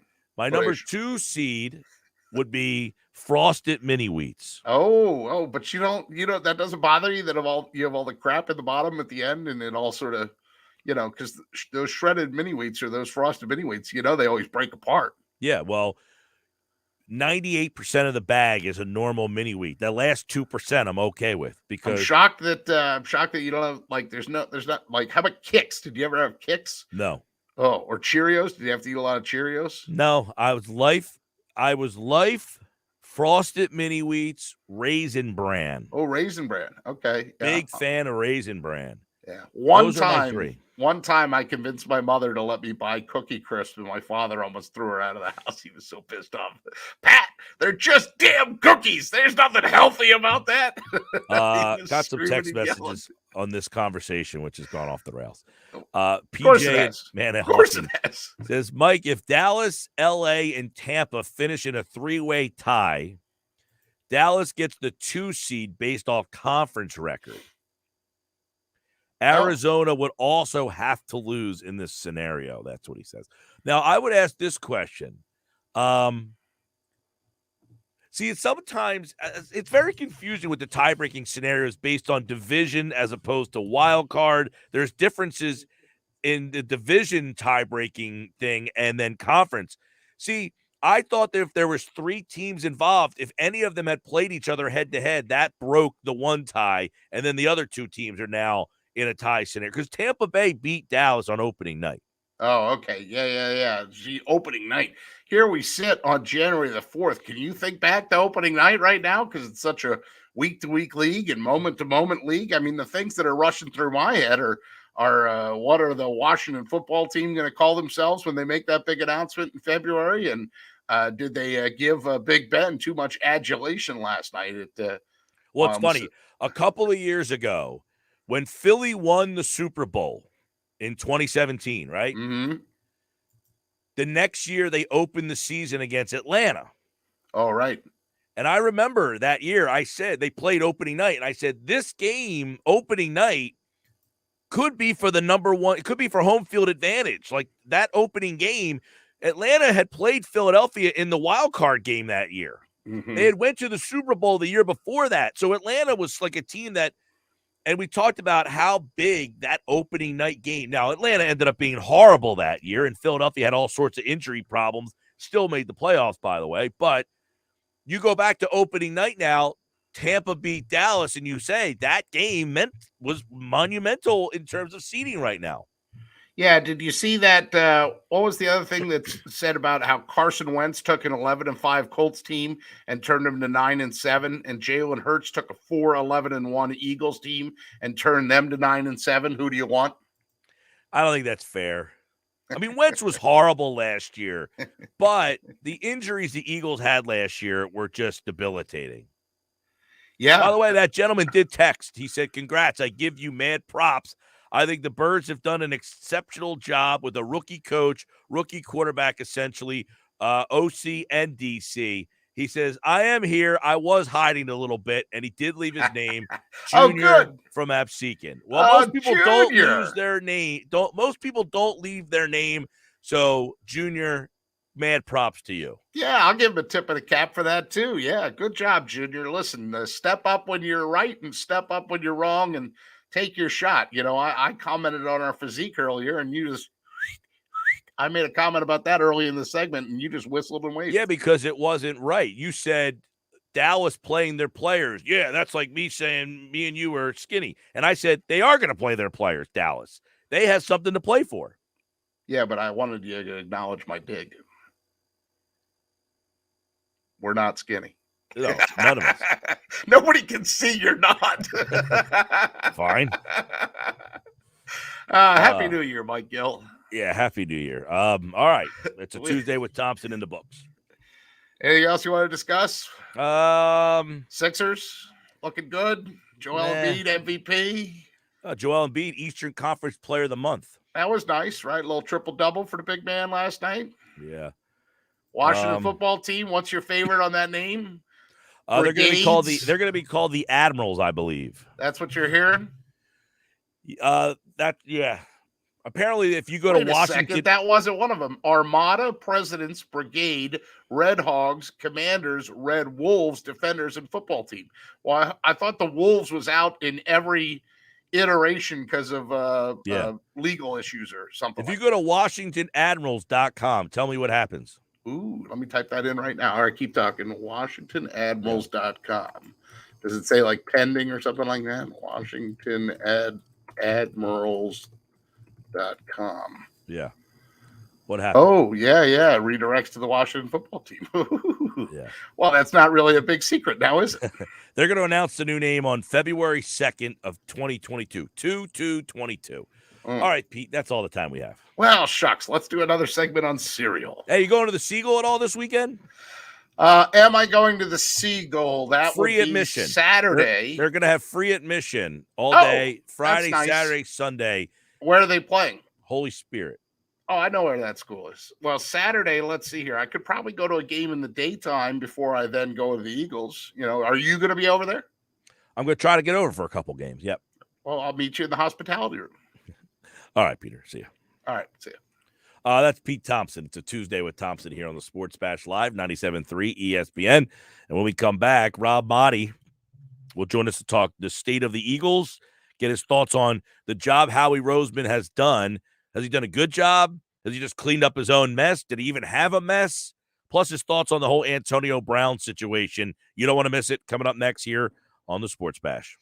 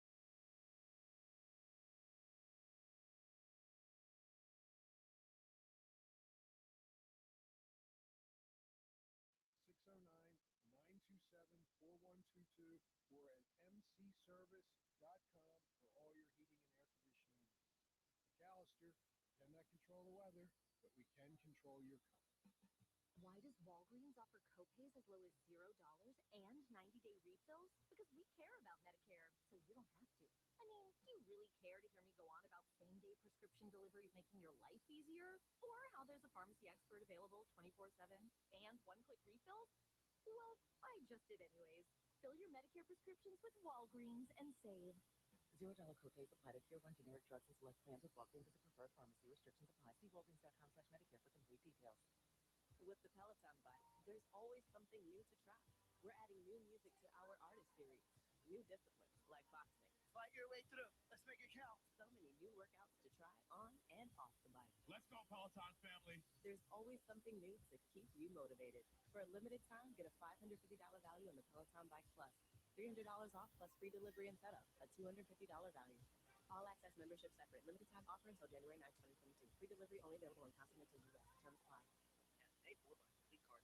This is a special alert for all Americans who own a vehicle with less than 200,000 miles with an auto warranty about to expire, or with no warranty coverage at all. Due to the COVID crisis, we are announcing a low-cost extended service plan that's now available to the public to save any driver out-of-pocket expenses on auto repairs. Call now to find out how you can pay nothing for auto repairs.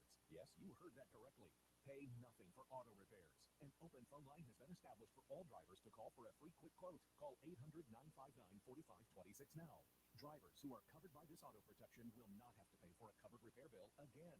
This auto coverage is at an all-time low, much lower than what dealerships are charging. Additionally, drivers who activate this auto coverage today will also receive free roadside assistance, free towing, and free rental car at no additional cost. Call for your free quick quote today.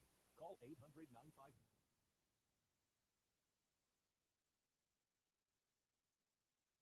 959-4526 now.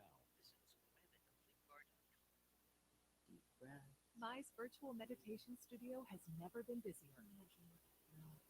They need a remote assistant to realign their scheduling.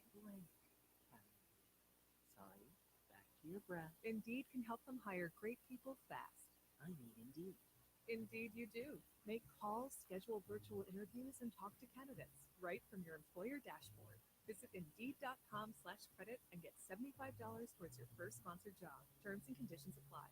Jackson Hewitt needs you to know 3 things about filing taxes this year. 1, there are thousands of dollars worth of new tax credits on the table. 2, you have to file for them to make sure you get the right amount. 3, a Jackson Hewitt tax pro will help track down every credit you deserve. Tax credits for being a parent, taking care of a parent, going to school, and so much more. You don't want to miss out on thousands. Jackson Hewitt knows that. Discover thousands in tax credits and get your biggest refund guaranteed. Learn more at jacksonhewitt.com. Trust the professional parts people at O'Reilly Auto Parts to recommend the best products for your car. Like 5 quarts of Mobil 1 full synthetic motor oil, just $31.95. Plus get a 10...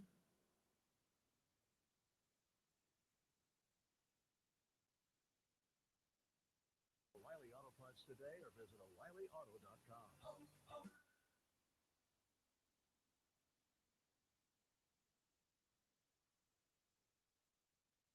Sports Bash with Mike Gill on 97.3 ESPN.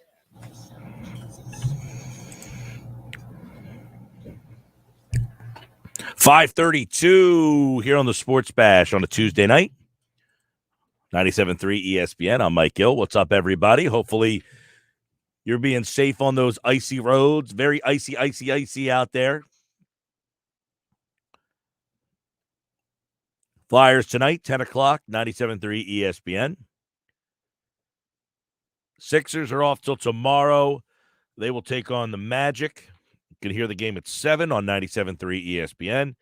Thursday, Pittsburgh and the Flyers at 7 o'clock start. Friday, the Sixers play the Spurs, 7 o'clock, 97.3 ESPN. Saturday night, Philadelphia and Dallas in Week 18. Coverage at 7, kickoff at 8:15. And on Sunday, we'll have an NFL triple-header. It will be Pittsburgh, Baltimore, San Francisco, L.A., and then L.A. Raiders. You can hear all those actions right here. All the action here on 97.3 ESPN. Plus, we'll have the national championship game for you Monday night. You can hear all the action of the national championship Monday here on 97.3 ESPN. We'll try to catch up with Rob. Rob tweeted something out, and it's interesting because I had tweeted back at him. We'll see if we can catch up with him. If not today, maybe he'll certainly be on later on in the week. But he tweeted something out about Roseman, which kind of started this whole day for me when I talked about social media. And then I kind of saw the responses he was getting.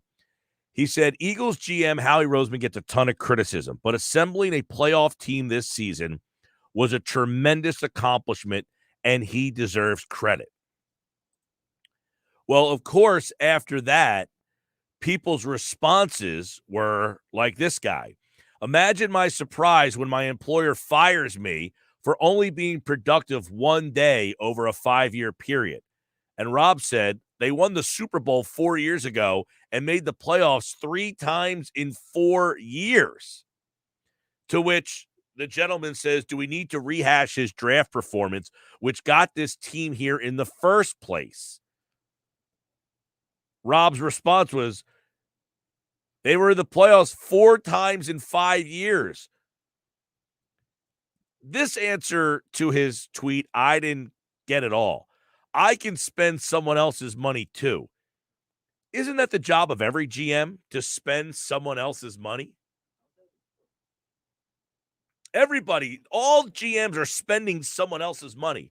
No GM walks in and says, you know what, I'm going to buy my own players. I'll spend the money. Everybody's spending someone else's money. This is why when you get into a conversation with just a, regular person, it's like, I don't like Howie Roseman. Give me the depth. Give me the reason. And if your reason is I can spend someone else's money, the drafting, all this stuff. I asked earlier today, give me an egregious miss. I get the Rieger. I said, other than Rieger, and I'll give everybody that one. Rieger was an egregious miss by Roseman. But what's another one? I got a guy watching the show today, and he mentioned a bunch of them, so I'll pop them up on the screen. DK over J. Jaw was terrible. We talked about this one earlier, but this was a couple hours ago, so I'll bring it up again. DK Metcalf was a medical red flag. Howie Roseman could have had him as the number 1 receiver on their board, and the medical team was not going to let the Eagles take him. There's a reason DK Metcalf got picked number 64 overall. He was passed over 63 times. Every team passed on DK Metcalf not once but twice. He was the last pick of the second round. He had major neck surgery. So some teams just put medical red flags on players and say, look, you can't draft that guy. We cannot let you draft him. DK Metcalf was a medical red flag. That's why the Eagles could not draft him. Barnett and Dillard were 4th-round talents, this guy says. That is not accurate. Barnett was widely regarded as one of the best defensive ends in that draft class. Barnett broke Reggie White's sacks record at Tennessee. And that was a big reason why teams liked him as a first-round talent. Dillard was by far considered the best pass blocker of anyone in that draft class, because at Washington, he only had 1 snap running. That was the demerit against him, but he was clearly a first-round talent. Yeah. So that one, he's off on. J.J. Arcega-Whiteside was a 4th, 5th-round prospect by everyone except Howie. Nobody had him going before the 4th. That's not accurate at all. J.J. was a mid-second, early 3rd-round projection. I actually, when he put that up there, I said, let me go look. So I went and looked at 5 different draft profiles for J.J. Arcega-Whiteside, and all of them had him listed as a 2nd or 3rd-round pick. The comp for J.J. Arcega-Whiteside that I saw a lot of people give was Eric Decker. Yeah, and the thing with J-Jaw was he led the Pac-12 in receiving touchdowns his final year at Stanford. He was considered a high-level red zone target guy. He was considered supposed to be one of those guys who you put in the red zone as a jump ball kind of guy. Now, obviously, he hasn't put up that production in the NFL, but he at Stanford, which is a big conference, put up big numbers. Mm-hmm. There was another one that he mentioned. Oh, Barnett. He says, absolutely a bust. 4 sacks a season is terrible for a top 15 pick. I don't think Barnett's a bust. He's just average. Being average and a bust are 2 different things. A bust means you're out of the league, you don't play, you're Marcus Smith. That's a bust. Barnett is a serviceable starting player. He's maddening with the penalties. He's not a bust. As much as I'm not a Barnett fan, if you're being objective, Barnett is not a bust. He's just average, and that's unfortunate, but he's not a bust. I would say that he is underwhelmed for where he was picked. I think that's the description. I feel like we use the word bust a little too much because we're not thinking through the tiers of guys. You know, like you said, a bust is a guy who can't even play in the league. Marcus Smith, that's a bust. He never Right. plays. He just, Tyler says the Eagles made the playoffs 4 times in 5 years in a division full of bleep. The prettiest turd in the toilet. Congrats. I don't know what that even Listen, means. Tyler, let me tell you something. Dominic Toretto would punch you in the face. Who? You never watched Fast and Furious. But Dominic Toretto said, doesn't matter if you win by an inch or a mile, winning is winning. You know who, because of the turds, got into the postseason? The Giants, and they won Super Bowls, right? Yeah, that whole you're the prettiest turd in the toilet. The New England Patriots beat up on the worst division in football for 20 years. Yes. The Jets, Dolphins, and Bills haven't been competitive Until in that recently. division in 20 years. The Bills got good very recently. So that whole you made the playoffs 4 times in 5 years in the division full of bleep. They won the Super Bowl in the division that was terrible. Who cares? Everybody acts like you're the only division that's bad. You want some bad divisions? I'll give them to you. The AFC South, Jacksonville 2-14, Houston 4-12. That's a terrible division. The NFC North, Detroit 2-13, Chicago 6-10, Minnesota 7-9. That's a bad division. The NFC South, Carolina 5-11, Atlanta 7-9. The Saints are 8-8 this year. I mean, we act like the NFC East is on par with all these other divisions. It's not like the South has 2 teams that have combined 6 wins over there. By the way, the Falcons have overachieved this year. Can we mention that real quick? Atlanta's 7-9 is impressive. Well, when the Eagles beat them on opening day and everybody was like, oh, it's only the Falcons. They're the worst team in football. What else we got here? I know you have more because people have been blowing up that thing all day long. Yeah, I'm going back through some of the comments here that I didn't pop up on the screen earlier.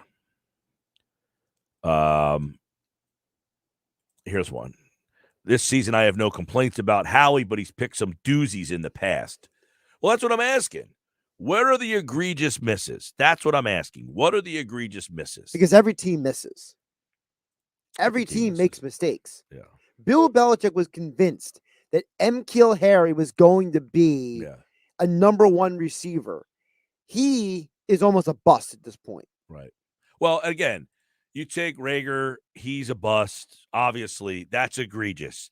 You've had an egregious miss because to me, the egregious miss is defined like this. You took a player at one position and another player at the same position was available. It's not, hey, I took Barnett, a defensive end, and there was a safety 5 picks later that was better. Right. No. Was there another defensive end in 5 picks behind you that you could have had instead of Barnett? You know what I'm saying? Right. It's like how people go back through draft history and they see where Chad Johnson and Reggie Wayne were picked, and we're like, how was that guy picked so late? Freddie Mitchell was picked ahead of people like Reggie Wayne. That's a problem. Yeah, like I go back to 2017's draft. The Eagles took Barnett at 14. Mm-hmm. Now, they missed because you could say, you would rather have Jonathan Allen than Derek Barnett. Yes. I would love to see how they would have made that work, though. See, Jonathan Allen in college is listed as a D end. But he wasn't really. He was more like a guy who moved up and down the line. Right. So that's a tough one. Barnett was taken ahead of Jonathan Allen. You could say Allen's a better player than Barnett. 100%. Right. So is that an egregious miss? I don't think so, because I don't think Allen would have been a scheme fit. You drafted Barnett because the idea was that eventually Brandon Graham was going to get old, Vinny Curry was going to get old, and you were going to move on from those guys. Yeah, other than that, there's not another defensive end that was taken within, oh my God. I mean, Derek Barnett was 14. You might be scrolling for a little while there. The next pick was Charles Harris at 22 by Miami. McKinley to Atlanta at 26. McKinley's been a weird situation because he he was like a shooting star. He got really hot for a couple of years and he fizzled out.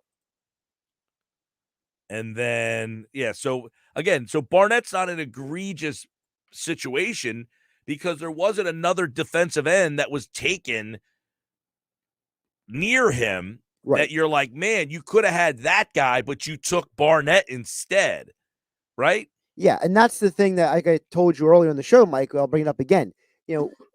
Hindsight's 2020. We try to look at things in real time of how it happened, not just 5 years down the road, because things don't exist in a vacuum purely. So in 2018, the Eagles did not have a first-round pick. Right, that was the year they traded up for Goddard. Correct. That was part of the Wentz deal, why they didn't have a first-round pick. I believe Maddox was in that draft as well. 2018, they signed their whole draft. Sweat, Goddard, Maddox. Mailata. Yeah. They had 5 picks. 4 of them they signed, I think. In the next year, they took Dillard. Now, why this wasn't an egregious miss is because there wasn't another tackle taken anywhere that you said, oh, my God, you could have had that guy, and you took Dillard. It was a down year for offensive linemen for the most part that year. There wasn't a ton of great elite O linemen that year. Cody Ford. He's mediocre at best. That's what I'm saying. He was probably the next I think Jones was in that draft too from Houston. I don't know. Might be a little later in the draft, but the offensive tackles taken were Dillard. Titus Howard was the next pick. He's been kind of a he's been below average. Caleb McGarry has not been very good. Not good at all. Jawan Taylor has been nothing. Greg Little, not good. No. Cody Ford, average. He's average at best. Right. So Dillard was the tackle the that was taken there. And the whole Dillard situation has just been a mess because he got hurt, and then they took Mailata, and Mailata turns out to be this great player. So, all right, we'll wrap up the show coming up on the other side.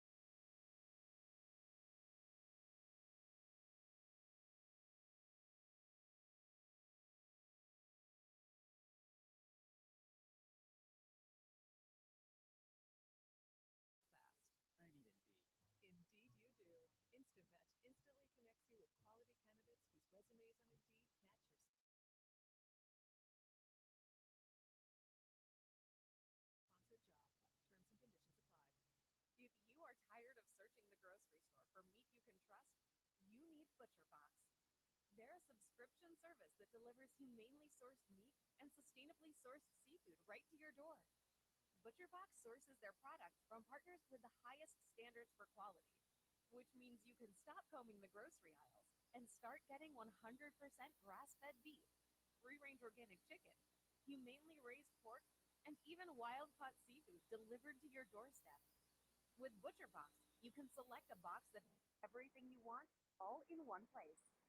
For a limited time, offering new members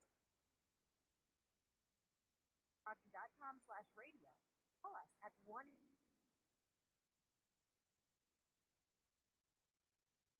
That's more than 7 pounds of meat for free. Or it's gone by going to 1-800-BUTCHER to sign up. Why does Walgreens offer copays as low as $0 and 90-day refills? Because we care about Medicare, so you don't have to. I mean, do you really care to hear me go on about same-day prescription delivery making your life easier? Or how there's a pharmacy expert available 24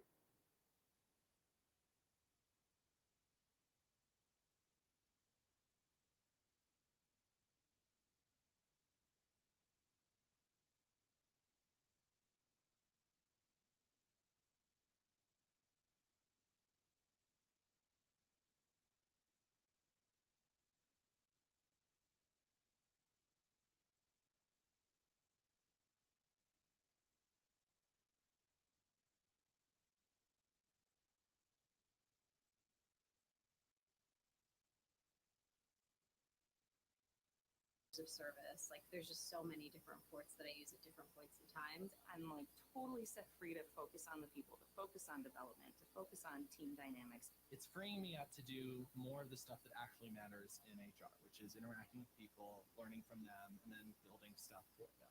Everything is in this one place. I can't even imagine what it would be like without Bamboo HR. We're Bamboo HR, and we'd love to set you free to do great work. Come try our award-winning all-in-one HR software for free with no strings attached. Visit bamboohr.com/hats for this free trial offer. That's bamboohr.com/hats. At Churches, we're doing 10 pieces of our crave-worthy comfort-made spicy or classic. That's 10 legs and thighs packed with bold flavor. That's how we do value. So you can do the Churches 10 starting at $10.99 deal. Churches, bringing them down home flavor. Offer valid at participating locations. Now, back to the Sports Bash on 97.3 ESPN. All right, 5:52, getting ready to wrap up the show. We'll go through a couple of text messages. 609-403-0973. You know, multiple people have texted in today asking if Howie Roseman drafted Mike Mamula. So poor. That's so poor. Mamula was drafted in 1995. Howie Roseman was even working for the Eagles then. No, but he has been here for 20 years. He was here. He got here in 2000. Yeah, as an intern. As Right. a low-level guy. Like, how could you really be a fan of the team and really think and ask the question? I mean, is it happy did hour very Howie early today? Roseman draft Mike Mamula. Is somebody working from home and they've just had too much to drink early in the day? George says, Mike, I'm not an anti-Howie guy, but what about Jalen Hurts, the draft pick, not the actual player? I say this because a player that needed a couple of years to develop into a franchise player typically isn't taken that high in the second round. He could have acquired more talent with that pick and still have gotten the player. We just don't criticize Howie for it because there isn't one standalone player he passed on that fans wanted. But certainly represents an inefficient use of draft assets in my mind. See, I would disagree. And I disagreed at the time when they drafted Hurts, and I said it shows you how much they value the backup quarterback. And what I also think it showed that year is that they saw that the Wentz thing was getting rocky. Yeah, and also remember, we were told by multiple people that was a Doug pick. So Doug wanted him too. So you can't eliminate what the coach wants from the equation as well. It's not all Howie making the decision. Right. That was reported on our show from Sal Paolantonio, which was Doug and Howie and the owner were all in agreement that Hurts was the pick there. Right. See, a lot of people don't take those things into account either. And by the way, Joe Banner went on Inside the Birds, and he said that the Eagles picked Hurts to make up for basically passing on Russell Wilson. Right. Now, whether you agree with that assessment or not doesn't matter. That's what the Eagles saw. That's why they picked him. Mm-hmm. What else we got here? Mike, are we even sure that Dillard is a bust? Mailata and Johnson are Pro Bowl type players. Tough to start ahead of them. Stoutland working with Dillard over another offseason. He could have been a top left tackle backup for sure. Not ideal for a first-round pick, but depth on the O-line is why they're in the playoffs. Am I wrong? Phil D. No, I think if Mailata was the starting left tackle for this team, they'd be fine. I agree. I think that we look negatively on Dillard less about him than instead it's because Mailata just happens to be that good. All right, that'll do it. Sports Bash Live 97.3 ESPN and the free mobile app. Our Facebook viewers, we appreciate you watching the show. We'll be back again tomorrow. Sixers are off. Flyers tonight at 10. You can hear the game on 97.3 ESPN. Mike McGarry's here tomorrow. Jeff Mosher for football at 4. I'll do my NFL Fine 5, Ugly 5. Cup of Joe is back. Joe Valerio. What a nice guy Joe is. He texted me on Christmas and New Year's. Wished me a Happy New Year. Merry Christmas. We'll talk football with Joe. Jeff Kerr's back tomorrow. Also, I've got WWE tickets for Monday Night Raw. That's all I got. Josh has game night up next with Kevin Durso in 25 minutes.